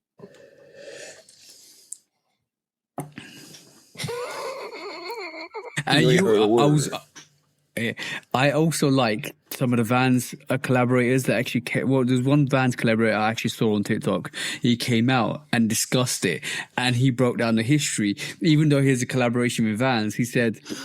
For Vans to say what they said, they have no right to say what they said because obviously Converse and Pro Kids were doing it before. Like, so he didn't understand why Vans went at them. But if you understand the trolling aspect of it, then you understand why they did that because it keeps them in the limelight. It keeps them people talking about it, and we're still talking about it a week after because obviously all the media, so sneaker media platforms have posted it, and they're going back and forth, and then especially when you got two, like let's just be honest, Vans is Vans, it's a great company, but when you have like if you have Pharrell and you have Tyler who are top tier artists and designers, and in terms of Pharrell and especially Tyler, what he's doing with Converse and he's going to Nike soon, you need to kind of dig the fire a bit and like get people talking. It's pointless though, bro, because the Van stands are going to keep buying Vans and you deterring potential new customers when y'all already killing. Just keep killing. By the way, I was driving through when I was picking up this from Oxford Circus. I was driving through Oxford Circus itself, and there was a massive queue outside Vans. So that shows you the popularity of Vans at this moment in time. So you was going to have the Van stands going after Vans. You're going to have people buying Vans because of the hype, because of what they're doing recently as well, which is magnificent. But There was no need for that, bro. There was no need It's for pointless. It's pointless, bro. Y'all already killing. Y'all already getting a lot of attention from sneaker media. It didn't make sense to do that. that. No. The next quick strike. Quickly. Quickly. This is for all the people who got something to say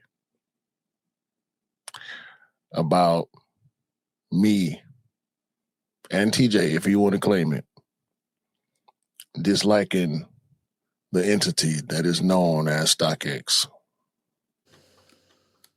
I'll claim it. They just doing everything that everybody else been doing now. Hold on. It's the most desperation, bro. Listen. Y'all executives left. A few. Not just one. Not just Luber, the main one. Not just the co-founder. Other executives left. Lawsuits lost. Multiple lawsuits lost. Then y'all had to drop the authentication tag. Y'all had to admit that, we can't really authenticate these sneakers like we've been telling y'all we can. The lies have been exposed. And then, along with all the social media backlash, y'all try to bring AI and technology into it to try to appease the public. Didn't they? Sorry to cut you off. Didn't they try something a couple of years back with Nike tag? No, it was not the Nike cards. Was it Nike card? Something like that. I can't remember. It was something on that context, and Nike shut them down straight away because it was the IP was, this is the Nike's IP, or they did try. Yeah. The trading card shit.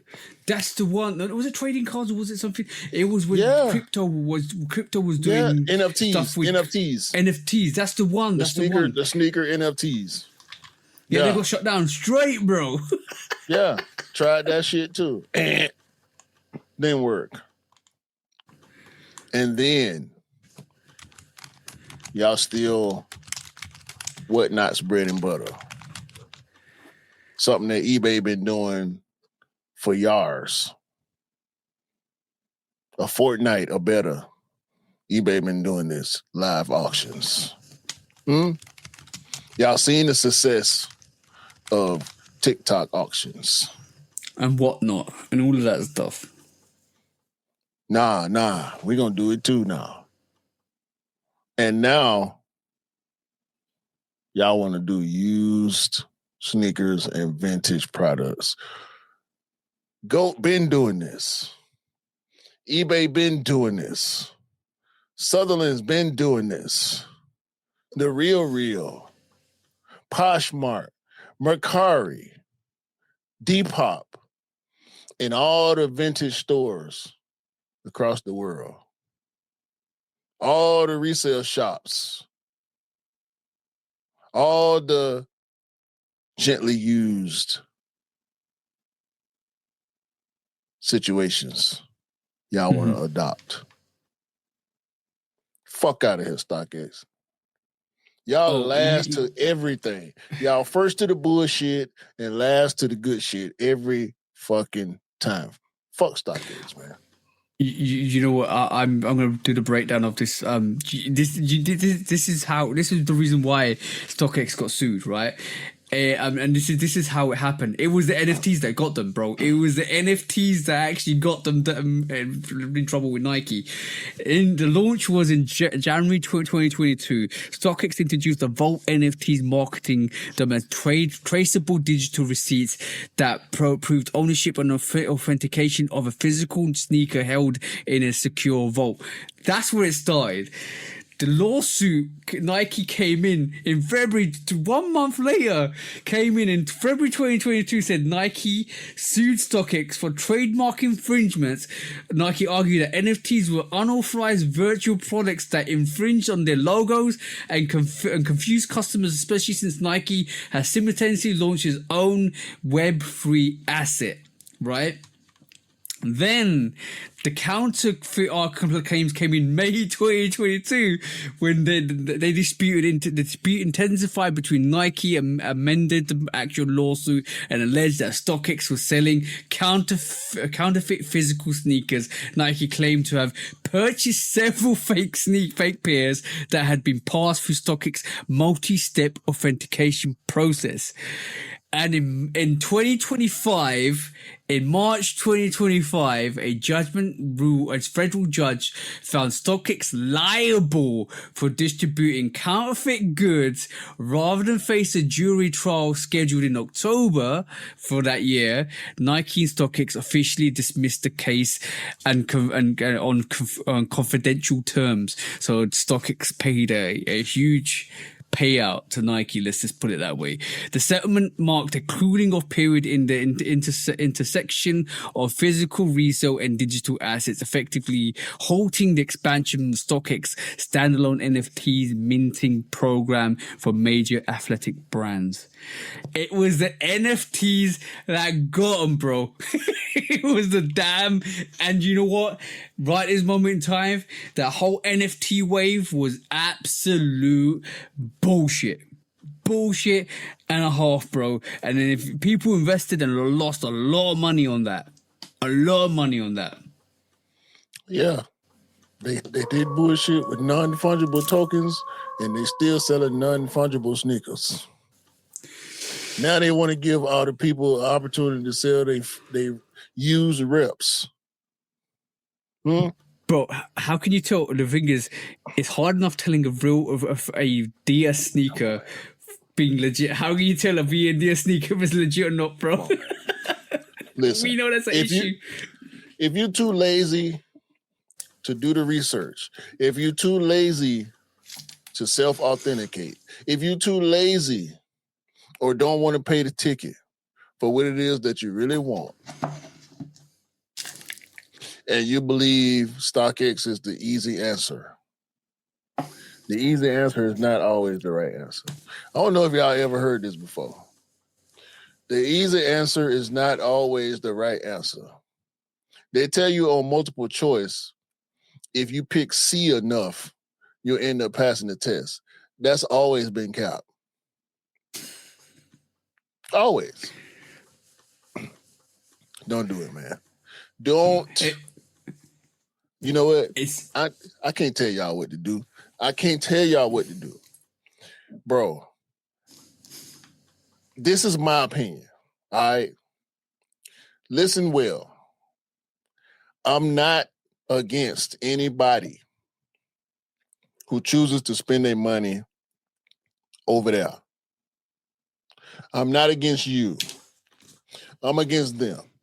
And if it hurts your feelings to hear me talk reckless about them, so be it. I'm not against you. I have had personal experience, bad experience with this company. I know a lot of people personally who have had bad experiences with this company. I have also seen hundreds, if not thousands of people, be they trolls or not, talk about their bad experiences with this company. People have built online careers on exposing this company. People have wasted their own resources. Do the research. Do the research. Okay? If you had good experiences over there, cool. Maybe you the outlier. Or maybe you just want to drink the Kool-Aid. Whether it's dirt or sugar. You just want the Kool-Aid. I just want to say one thing. Is we're not rage baiting. We're not we are eating. We're not rage baiting. I just want to say we're bringing what the community tells us and what our experiences are to the podcast. And we want to give what the community tells us and what the community has for us. We want to redistribute that to the community for information purposes. We're factual. I would say 90% of the time we're factual. I would like to say we're trying to be as factual as possible. I want to make that as 100% as possible. Sometimes we get it wrong and we admit it and we come back and apologize and we correct ourselves. And that's within our right to do so. But we do not intentionally rage bait. We do not intentionally go out and kind of make content for rage bait purposes because we don't want to be like that. We don't want to be like every trash commentator that wants to rage bait people for the sake of it because it gets you views and likes. We just tell it as we see it. We give our opinions and we give out what the community says to us, and we tell it like it is, right? And if that hurts your feelings, then I'm gonna be honest. Like what Q's replicating is, or what Q just said is, and I'm replicating myself. If you have no horse in a race, you should be independent to the thought that every company has the same. Every company is the same.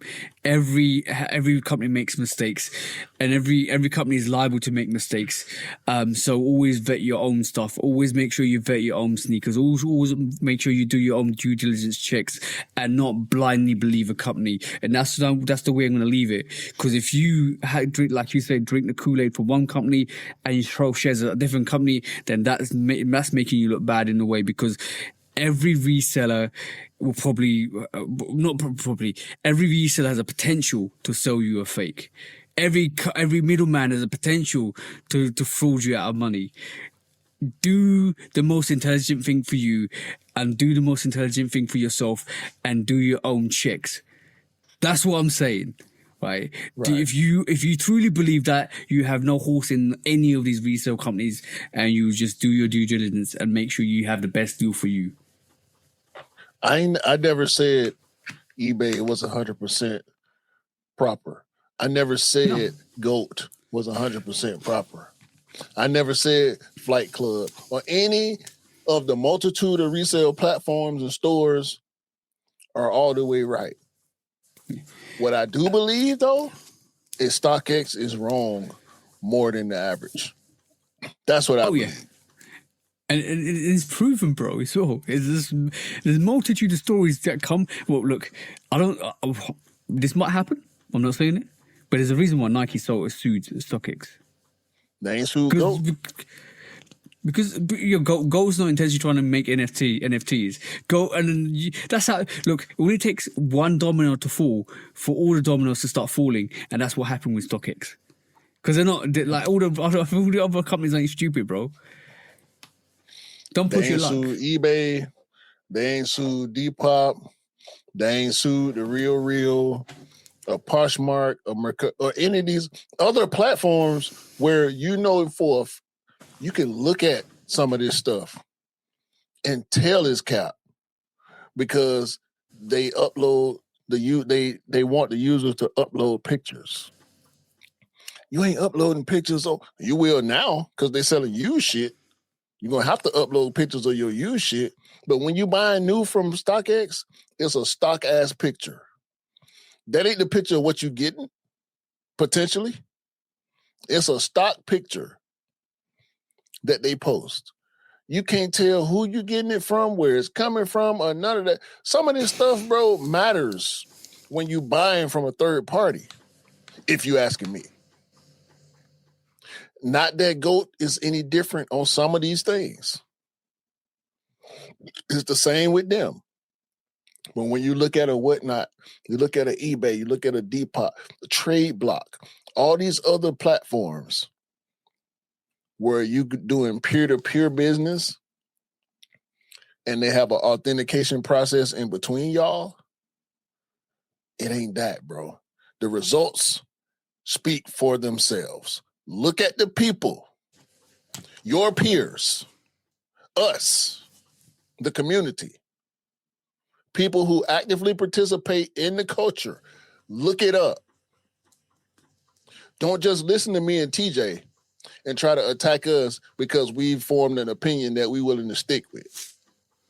And it's not to piss you off. Trust me, it is not to piss you off. Whether I know you personally, communicate with you online or in real life, it is not to piss you off. It's to inform you. We report on shit that's already out there for the most part. We bring new ideas and opinions to things that are already out there. And it might not be new to you.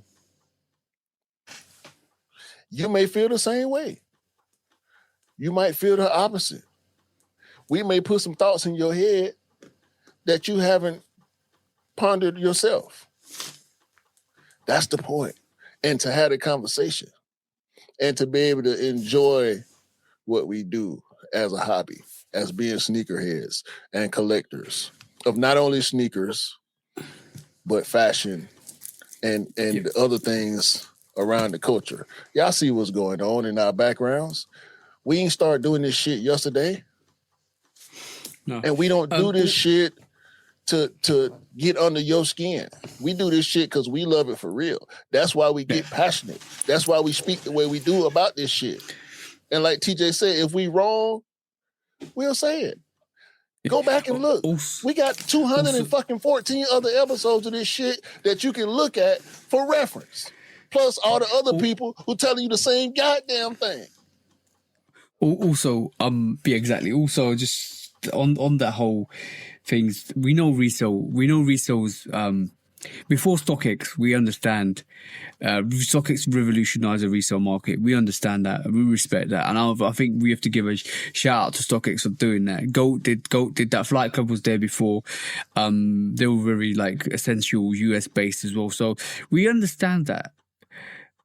Even though you're the first to do it, you still have to set the standards, and the standards have been lacking massively from a lot of companies, especially the leader of that company that's actually made that globalized resale, which is StockX. Resale is a necessary, I would say, evil. Because it meant you have to pay over the odds for pairs. StockX made that more accessible. Pretty much lower the prices of resale over time, except for when COVID hit, which is fine. But even then, you still have to abide by good standard practice, and if you lack, you gotta be on your necks, and that's 100%. They wasn't the first, and they won't be the last, or they ain't the only platform out there. Motherfuckers run around trying to give them credit for a culture that existed before they were in creation. StockX is a thing because the resale market was already there. Yep. We didn't make them a bad company. They made themselves a bad company. Do you know what? Imagine if they didn't actually start looking at NFTs. They would not be in this predicament they are. They would still have not renamed the authentication process. They would not be doing, potentially could be doing lives, but they would be not doing half the bullshit they'd be doing now. The CEOs, probably all their co-founders would still be there. They left because of Nike, bro. Let's be honest. They left because Nike came tapping. I'm a Nike whore, and I get on here weekly and say bad shit about them too. The fuck? I called myself a hypocrite last week. Bro, I just wore Jordan 11s to the motherfucking Dream game in the summertime. What have I been saying for years?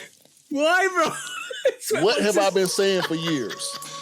Never wear Jordan 11s in the hot weather. And I did it. Was it good, though?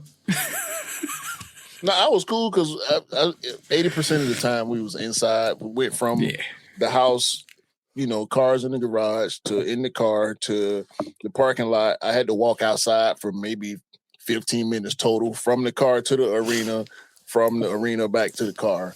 So it was cool.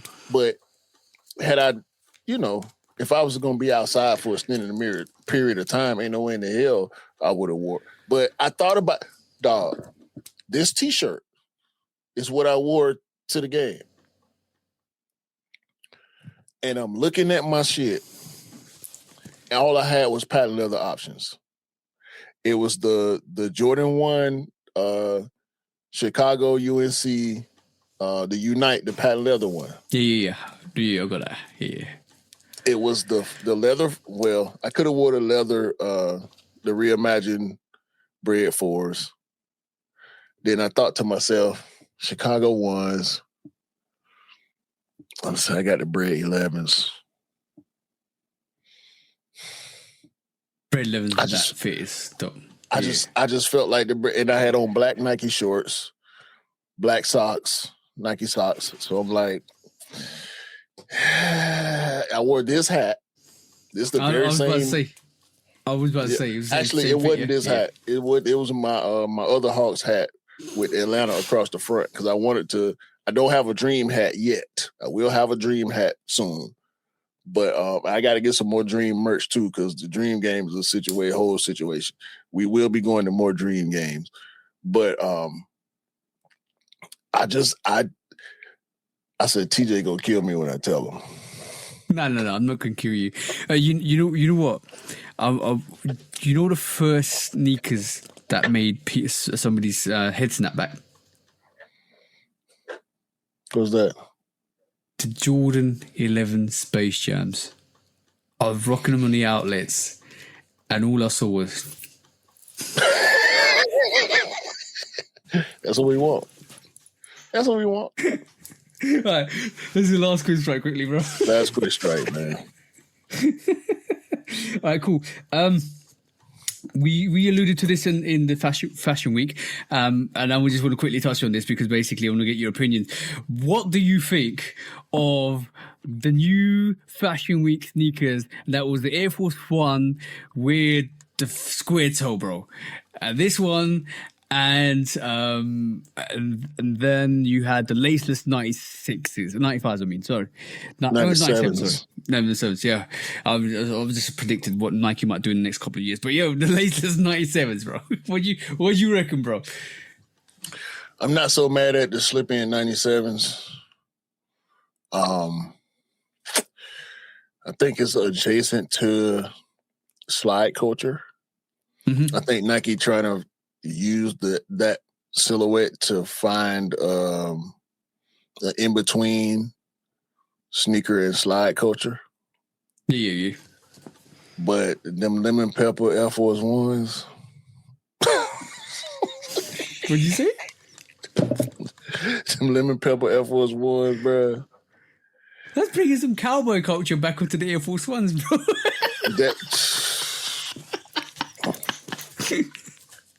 Bruh, them the Lasso Force Ones.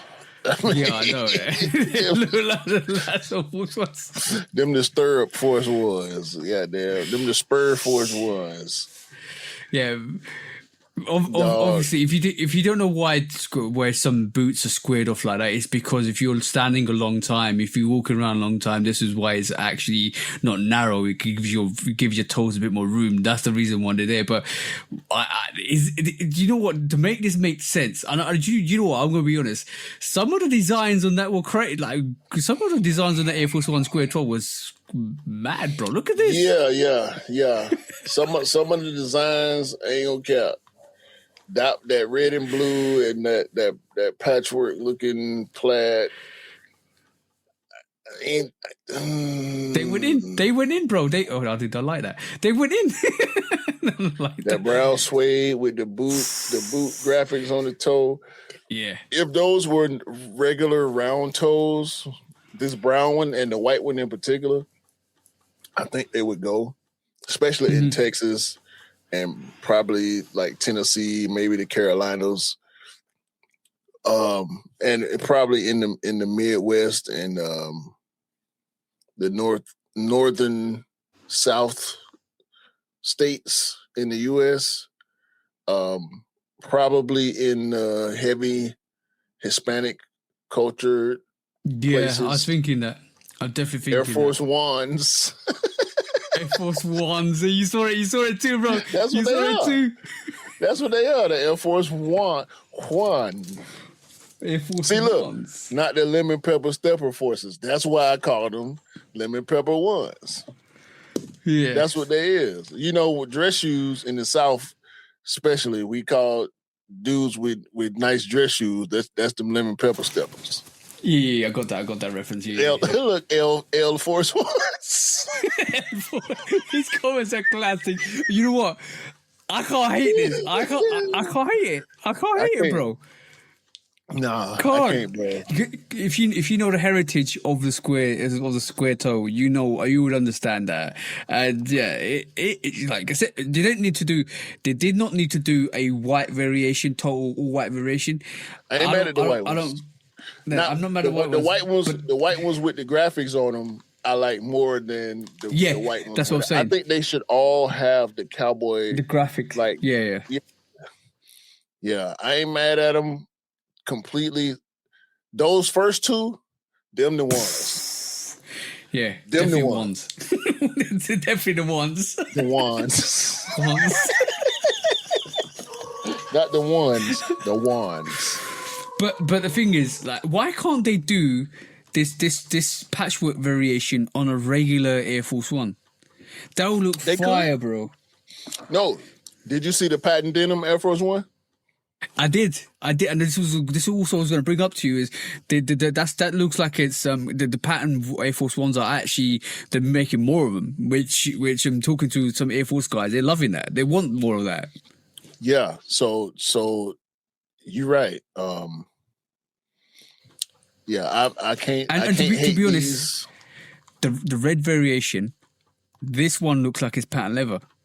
It is patent leather. I don't think it's patent. I think it's just high gloss leather. High gloss, yeah. With the pattern underneath. Yeah, look at the sheen. Look at the sheen. As you see that? Yeah, that's just high gloss. Yeah. That ain't patent. If it was patent, that light would be bouncing a different way. To be honest, I don't even agree with that. Nike dead ass made Air Force Ones with the squids. It's not dead ass. It's like you got to understand the history behind why they did that.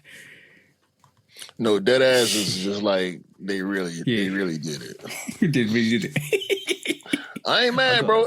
I feel like it could be a little more bootish to solidify it as a boot. What do you mean, making it mid or high? No, just aesthetically. Oh, aesthetically. Like the tongue, see how the tongue is totally different. I think they could have did a little more bootish to solidify it as this is the Air Force One boot shoe. Like low top cowboy boots for real. So bear with me. So these are for the dance floor. These are for the lemon when you go lemon step in. These for line dancing. The line dance, exactly. What they might do after that is give you a bootish variation with stirrups on it, right? And then give you that variation that you're looking for, where you can ride on your horse and go lasso your cows and bro, they could do all. Bro, these are Air Force boots on the ground. Yeah, exactly, bro. These are the line dancers, the lemon pepper steppers. But going back to this, I'm looking at this 97 slip-on laceless 97. If these are wide, I'm mad at it. But if these are wide-toed and they're not narrow in the mid-range, which 97s are actually quite tight on the toes. They do look a little wider. Yeah, they do. This might be the perfect replacement for the missus. Yes. You know what though? It might be a while if they do this. Are you copying? I'm not mad. I'm definitely not mad at the black pair. I'm definitely if the missus wears them and it's like they're wider in the toe area and they slip on better, because obviously when you slip on sneakers, the mid section of the sneaker where you got your mid panel, it has to stretch to allow you to fit in. If they're more stretchy, and I know 97s are more constricted there, that's perfect then. That's perfect, because then that means the missus can step into that. She can rock that. She can have a good slip on 97s and not even complain, because she's been still complaining with these new fucking Nikes, bro. She's like, oh, I want to get them get a little bit of expand. It's come on, slides, bro. You should have got the slides, bro. It's gonna be a while before we see these though. If they drop these, if they drop these, it's gonna be a while before we see them. I ain't mad at the silver pair. I like the silver pair a little more than the black. I don't really dig the patent leather too tough on the black pair. The green ones they can keep. Nah. But yeah, I think they viable. It's not a mule. It's not a slide. I ain't mad at it, bro. Laceless slip in. I think they should put a pull tab on the front of the tongue. Yeah. If not at the tip of the tongue. Oh, there we go. Yeah, they have. I knew they had it. They just didn't show it. They have. There we go. Yeah, we good. That silver pair, yeah. That's dope. I'm with it. Rude up. I'm with it. I want to see how they fit. I might take the misses. If they're easy available, I might take the misses to the shops. I think they might become easy available over time, but I'll take the misses to the shops. Oh, yeah. The masses, I don't think the masses going crazy for these. No. Everybody's saying outlet material. You could take the one-way ticket to Burlington. Make these soccer boots. Straight DVD release. No, it's like soccer boots with no strings. That's stupid. Yeah, some people like them. So a majority are putting hate on them. So yeah, it is what it is. At the end of the day, like what you like. Everything's not for everybody, like we've seen. So just like what you like and buy what you buy. Especially when Q says that it's perfect. That's the most perfect comment, perfect statement anybody's ever made in history. To be honest, I appreciate that. No worries, bro. Otherwise, you're not true to yourself. That's the easiest way to say that. That's all we be trying to say, bro. That's all we be pushing. But shall we go and do some sneaker call? Oh, you got one? Yeah, I got one. Let's see what you got. When resale is too high. Damn resellers. Order. When hype beats go too far. These damn hype beasts.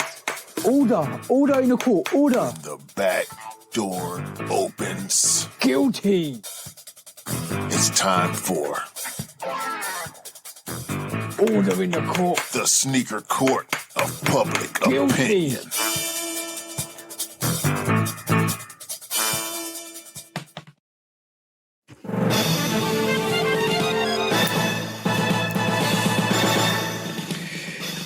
Guilty. I was going to bring Vans to court. I was going to bash them, but I'll still touch on it for a slight minute. I think it was trolling. You're right. I do think it's actual trolling. It's bringing some attention to the brand, but you need to know your history, and you can expect the backlash you got from the people that know their history, especially when you got Tyler Creator on your neck now and saying the things he's saying with Converse and ProKids. So it's important that before you put out statements, you vet the people that put out statements. And when we talk about vetting people that put out the statements, this is the main court case for this week. I do not understand, and we alluded to this at the start, how you can be a stan for a person that you don't know, that you can deride for a person that you don't know. And some of the comments that we get in terms of comparing one athlete or one artist against another artist because you're in your feelings, that's what I'm bringing to court. Because deriding, and Eminem said it in a song perfectly, Stan, when you deride, you go off a cliff and you might as well take everybody with you, because that's a horrendous behavior.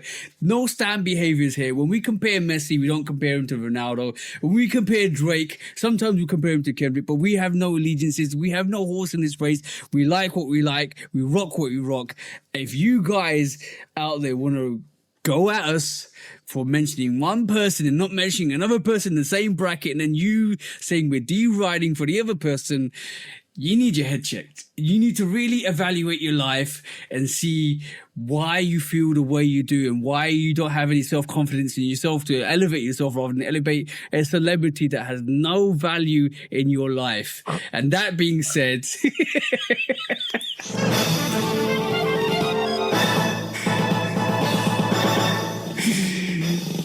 Guilty, because you are a stan. You're always going to be a stan, and you stand for nothing because you don't stand for yourself. But have some more confidence. You want to say something, bro? This how you glazing somebody that we ain't even bring up? Hold on. That, bro. You accusing us of glazing a person that we did not mention because said person is mentioned with the person that we were talking about, and you want to be in his defense. And you want to accuse us of having glaze in our jaw, meat in our jaw. No. You projected.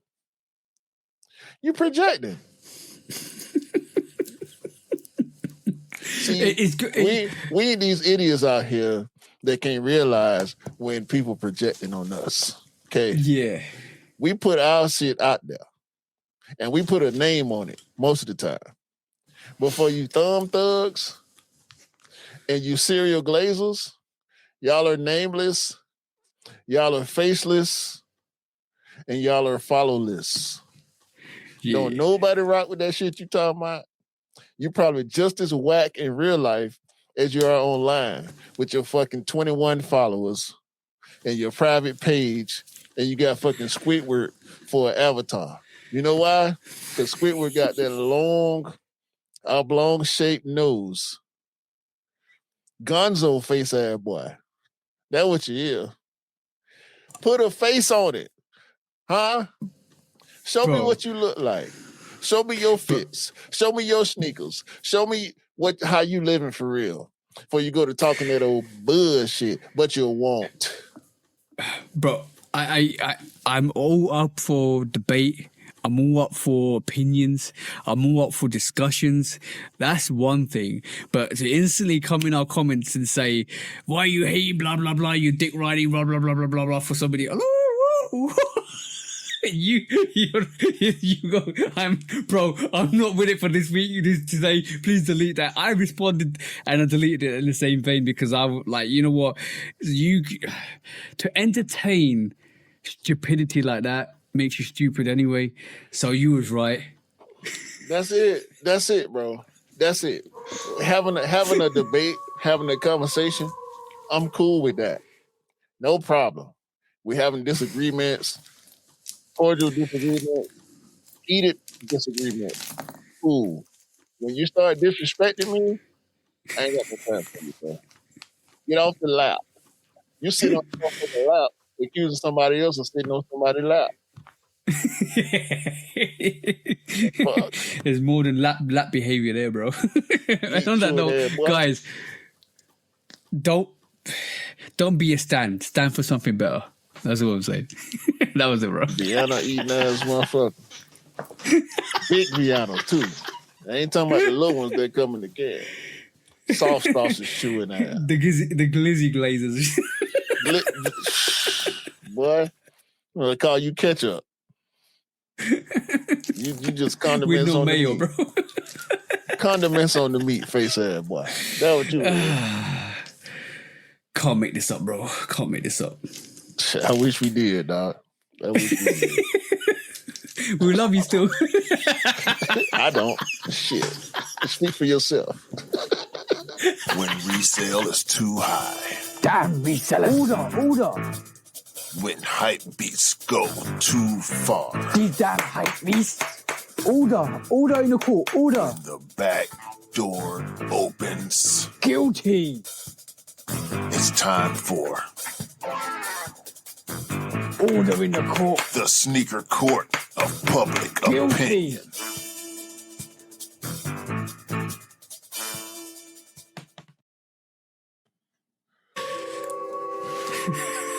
That was a good one. It let out some real stresses. Yeah. This has really been a good episode for decompressing. I ain't gonna lie. Yeah, I had a lot of bullshit on my chest. Oh yeah, vented about work, vented about just some of the comments, vented about some of the people that bro. Just if you do get attacked by some stand, just remember that loser behavior is among us, and you don't need to respond. But on that, let's just do some discounts. Yeah, I got quite a few. I'm gonna try to run through them quicker than normal. Yeah. Jordan 1 Love Letter, looking real nice. They're brown on brown with their white. Yeah. Also, we got official pictures of the Jordan Black Pack. Looking real nice. Looking better than the mock-ups. You ain't seen that? No, I'm just checking it up now. I've seen the love letter. That Black Pack looking good. I ain't gonna cap. Oh yeah. I've seen it. Yeah. Shout out to NBA champion Jose Alvarado, who signed an and one deal, and one been trolling Wemby ever since. If y'all don't know and one, legendary basketball equipment company, just go look at the what they've been doing for Jose Alvarado. It's funny. Comme des Garçons, Jordan 11s, they popping up again. They're supposed to be coming soon. The first official collaboration on a Jordan 11 high. Yeah. They looking dope. All black, all white. Typical Comme des Garçons shit. Ronnie Fike has his own New Balance silhouette, the 2011. Also, Ashton Brunson has a baklava. I can't remember what number it is, but he has his own New Balance silhouette as well.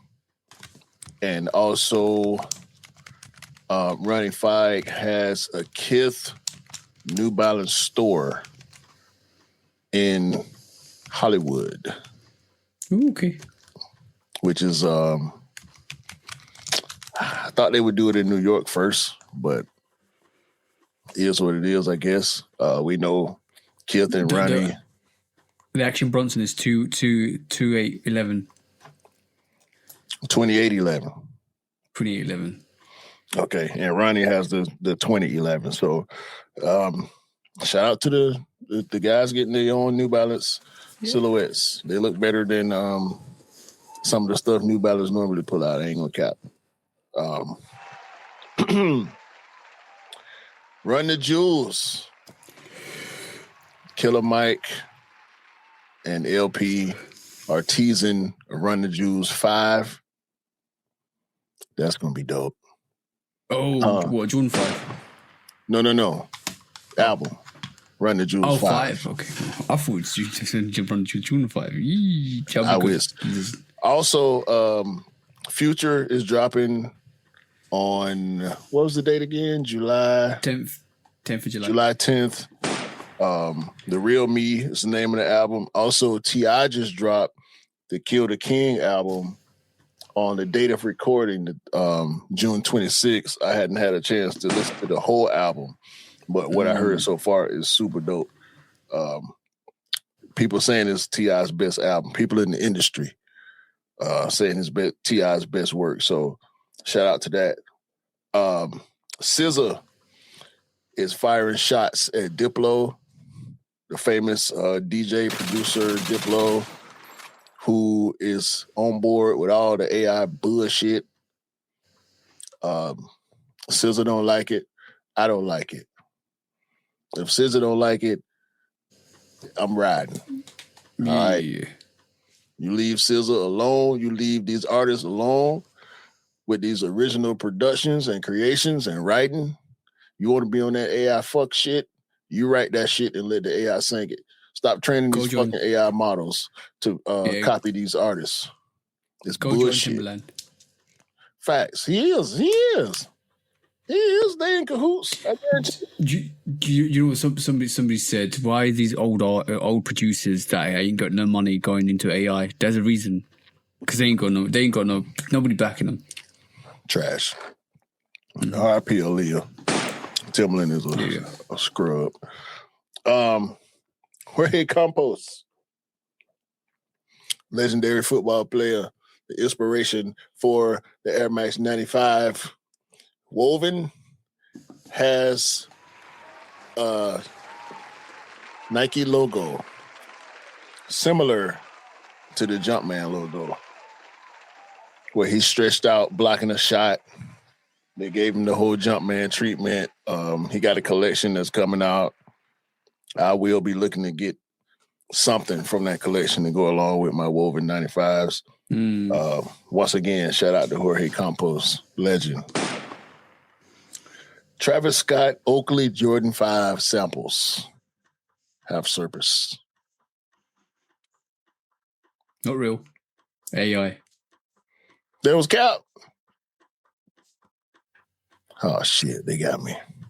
They got you, bro. God damn it. I put it in my stories. And they got, and I did a little bit of background research. Shout out to Scott. He's the first one that said to me, "You know, they're AI." I said, "Okay, let me go check." I checked. Yeah, it's AI. Somebody's made them up. They're not real. All the social platforms, all the media platforms are sharing it, but like they were samples. They're either a custom or AI, and it's leading to AI. They're not real. That's why.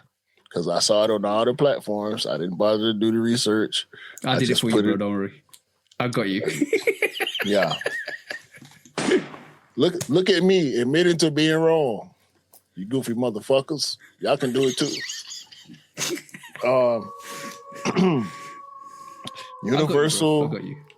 Universal Music Group and Sony are suing AI music platform Suno. For training their AIs on over 160,000 songs owned by Sony and UMG. This AI shit coming to a head, boy. Also, AI is in decline dramatically. Stocks. Go on, carry on. Yeah, I might have spoiled your story. Go on, bro. Sorry. Eminem sues Meta for the same goddamn thing. Fuck, get in there. Get in there. Get in there. Huh? Hold on. Let me find this other. There was another AI story. Oh. ChatGPT loses a game of chess to Atari 2600. So it's not as intelligent as you thought it was. Atari, bro. That shit came out in the 80s. AI can't even beat an Atari 2600 computer. What the hell? And yet some people or some idiots are quoting that we should sacrifice water from humans to actually give to AI. Fuck that shit. That one company that fired all them people for AI, they hired them back now. Tell them, bro. They hired them back now. Where AI was costing them $4,500 a day to do the same work that they would pay humans less for per month. You pay a human less than $4,500 a month. AI costing you that much a day. Come on, man. Hey. Ridiculous, bro. God. YouTuber Harrison Neville. Y'all know Harrison Neville. Y'all probably seen him before if y'all consume YouTube sneaker content. Bought a storage unit that was owned by an Adidas employee. I saw that. And I was like, how dare you take his sneakers? First come, first serve. He found them, he keeps them. He bought that, he keeps them. And Adidas want to take that thing back because it's all unreleased sneakers. Fuck that. Keep them. They should have paid their rent. Exactly. Pay your damn rent. I don't care what your employee did. I don't care if he stole them or took them or put them or stored them. Pay your rent. I pay for that. They're mine now. And fuck you, Adidas. Hell, you talking about? Albanian protesters. Oh yeah, I know this very well. Very well, bro. They went in on the Trump construction sites and on the island that Trump daughter and son-in-law, the fucking assholes. Jay Kushner. Yeah. Yeah. They bought these Albanian protesters went over there and put foot to wood. Yeah. It's been happening for the last 2 to 3 weeks, bro, and I'm loving it. I'm standing with you guys. You know what? Do it. And don't let them take your land, bro. Don't let them take your land and colonize it again. Well, we'll see how that work out. Y'all be safe out there. Oh, they've been in protests, and they've for the last 4, 5, 6 days in a row, or even longer than that, they are demanding that the actual prime minister actually leaves his position, and it's gone into like very big corruption. I can't remember what the official name is, but the governing corruption authorities are actually looking at what's happening there, because a lot of money has been passed over, and it's not the first time that's happened to the Kushner family and the Trump's daughter, because they tried it somewhere else and they got shut down. So this is the second time they're trying it, and there's a reason why they're trying it there at that island. It's not because of the results; it's because of what's built underneath and the barracks that they got. So we know what you're doing. We know everything. So we're not stupid. Shout out to the real people out there that don't go for the fuck shit like I did the fucking Travis Oakley thing. That's fine, bro. I got you. DoorDash been tagging the wrong T-Pain.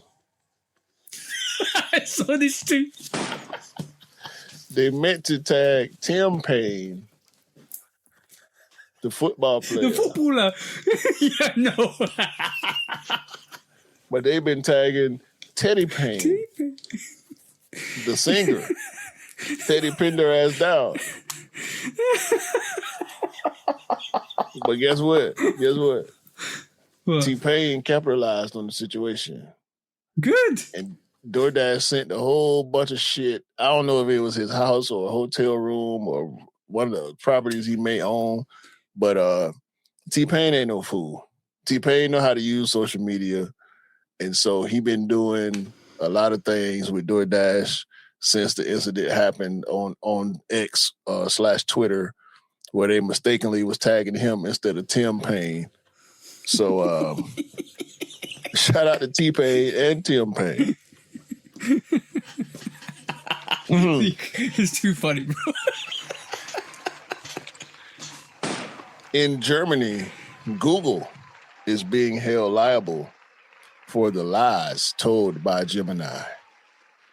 Oh, it's AI platform. Shout out to the judges and the courts in Germany. We need to see more of this type of shit around the world because AI be wrong as hell. Oh, there is a movement. I don't know if you're aware of this at the moment. I've been following it. There's a movement in Europe at the moment where they're trying to get rid of everything that's American influence in terms of the sort of Microsoft and all of that stuff, because they realize because they realize if the state pushes a switch, Europe goes dark, black, no credits, no credit cards, no nothing. Visa, it was Visa. Visa. Credit card. It was the credit card companies. Yeah. Hey man. Nasty work out here. And that's billions worth of profit that the United States would lose. For sure. Billions. Bro, these credit card companies been trillions. scamming people forever, bro. It's necessary. It's necessary for us too.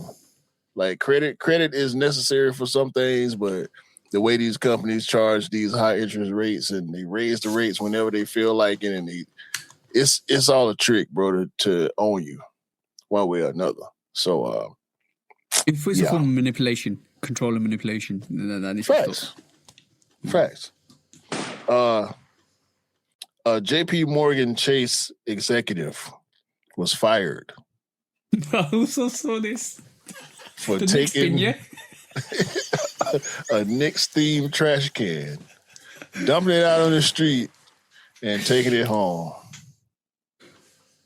Bro, she wouldn't have got fired if she actually picked up that trash. That's the She dumped- dumb ass shit. You dumped out a trash can on camera. Come on, man. Levi's, one of my favorite brands. Remember I was telling y'all about how they covered the sign in Levi's Stadium and they pulled it tight to where you can still see and then Levi's leaned into it by posting it on their profile pictures for social. Mm-hmm.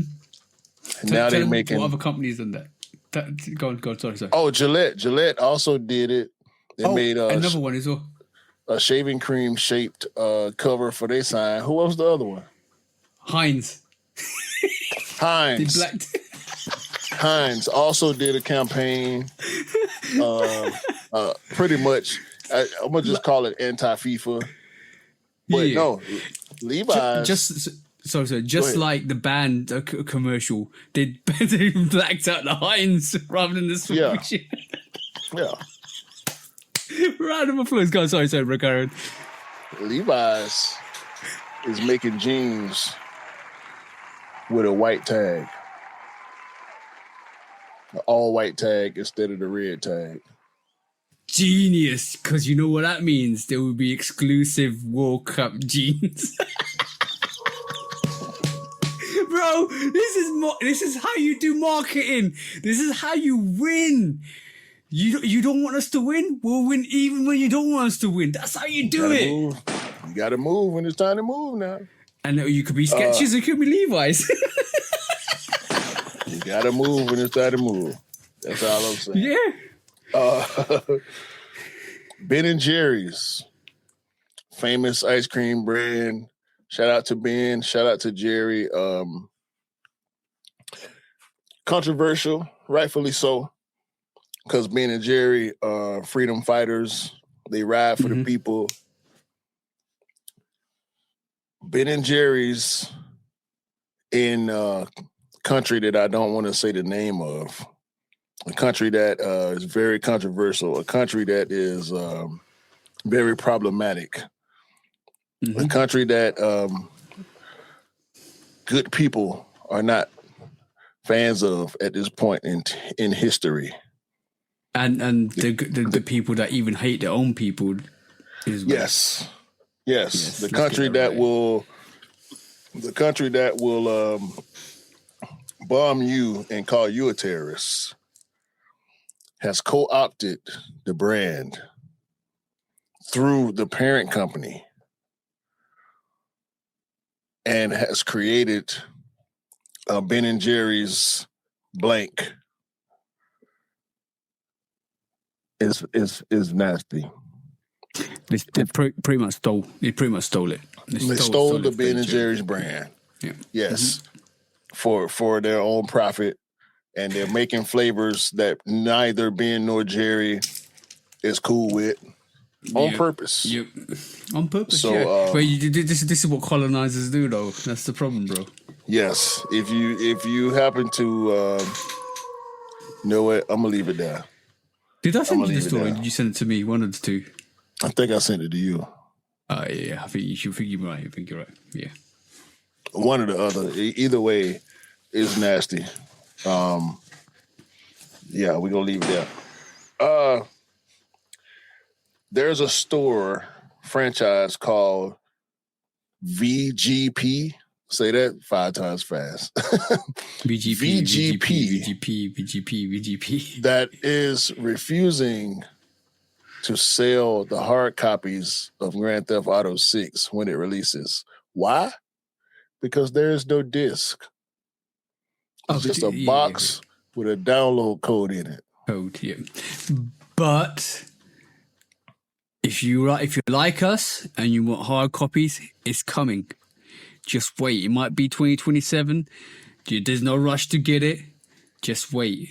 unless the digital copies are crazy price at the moment. Like I took it $80 and the premium one with the what do you call it, Vice City patch or the download to it is $115. Just wait. There's no urgency to play it. I'll play GTA 5 two years after it released. Just wait. Well, that game been out for 13 years, 14 years, so 2 years ain't long. But exactly. Just wait. And if you played it on first day like I did, there was a lot less to do when it first came out. However, there's gonna be loads of downloadable content, bro. Loads of downloadable content. You saying there's no rush. However, I know already what you're gonna say, bro. In the US that has decided they're gonna close. They're gonna cease all operations on Grand Theft Auto 6 release day to avoid all the call-outs that they know they're going to get. This is no bullshit. Oh. A whole company has said, we're not going to be open that day because we know we ain't going to have nobody come to work because all these dudes are going to be at home coughing in the phone, talking about they sick, trying to play GTA 6. Yeah, no, I know. It's being an end, but I'm gonna tell you this now. I don't know if you got this on your list. Hopefully, I haven't kind of butting quickly. The PlayStation 6. Are we in 5 here? PlayStation 6. Yeah. Is due to come out in 2027. There's no cap. It's still on course to come out in 2027. It's the fastest. 1200. It's coming. Like, if you bought the PlayStation 5... When did PlayStation 5 come out? That was in COVID time, yeah? Yeah, 2019, 2020, something like that. Yeah, it meets the time frame. Every six to 7 years, PlayStation drop a new console. So 2027, PlayStation 6 is definitely coming out. Yeah, it's going to be between 1,000 and 1,200. It's pretty much going to be a computer. Yep. More so than the 5 is. I'm gonna keep my 5 for some years until we see what's really going on with the 6. And last but not least, Slam Jam has a Jordan 8 coming. Look up the pictures. It looks. I ain't gonna say how I feel it. It looks different. I'll just say that. And also, I thought you were gonna say Commander Garçon got a pair of late 8s coming. Do they? Might as well be.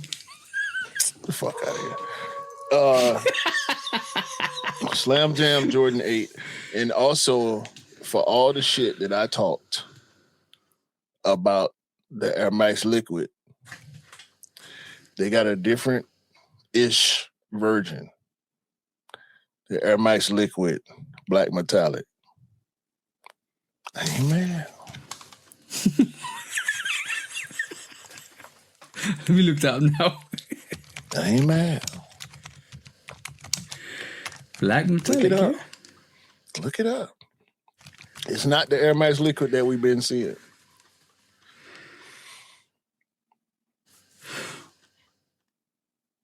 Oh, okay.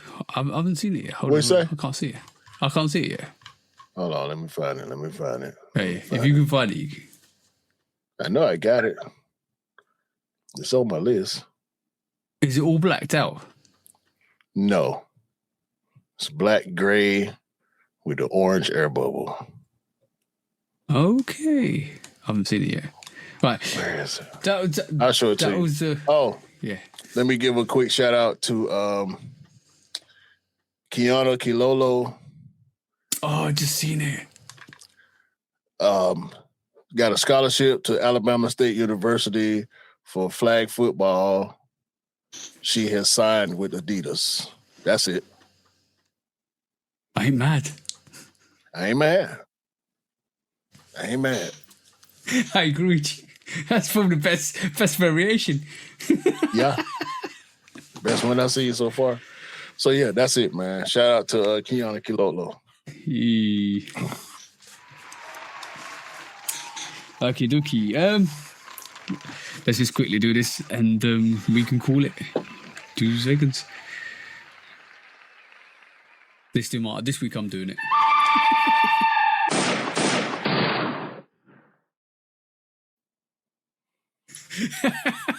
The good, the bad, the ugly this week. The good is all of the actual connections we're making on the social platforms. Thank you for coming through and having the comments with us.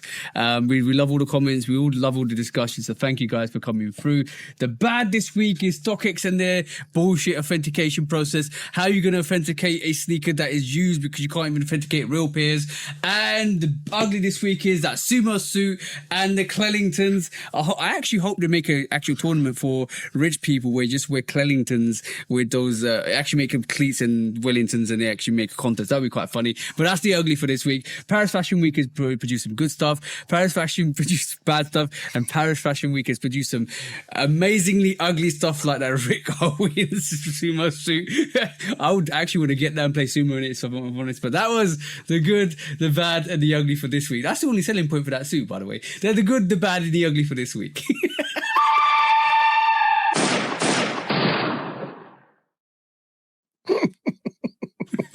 and that was the show, bro. All right, man.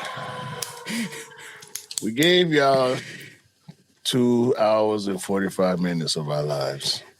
I hope y'all appreciate it. Like, we appreciate y'all. Everybody that made it to the end from the beginning. We should have some good clips this week. Yeah, for sure. Some rants, some funny stuff. So hopefully, yeah, enjoy, and we will definitely keep rocking. We will have more guests coming along during July time and August time. So watch out for that.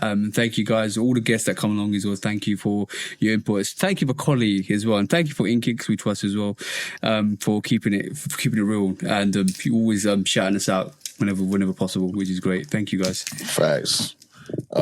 Don't post my rants. Appreciate everybody. I need y'all to have a great day, a great week, great month. Continue to have a great year. And please do buy what you like, rock what you like, and don't believe the hype, despite what we say. Yeah. And remember, sneakers don't make you cool. You make the sneakers cool. Remember that, guys. That's important. Yes. Yeah, that's it. Peace out. Peace.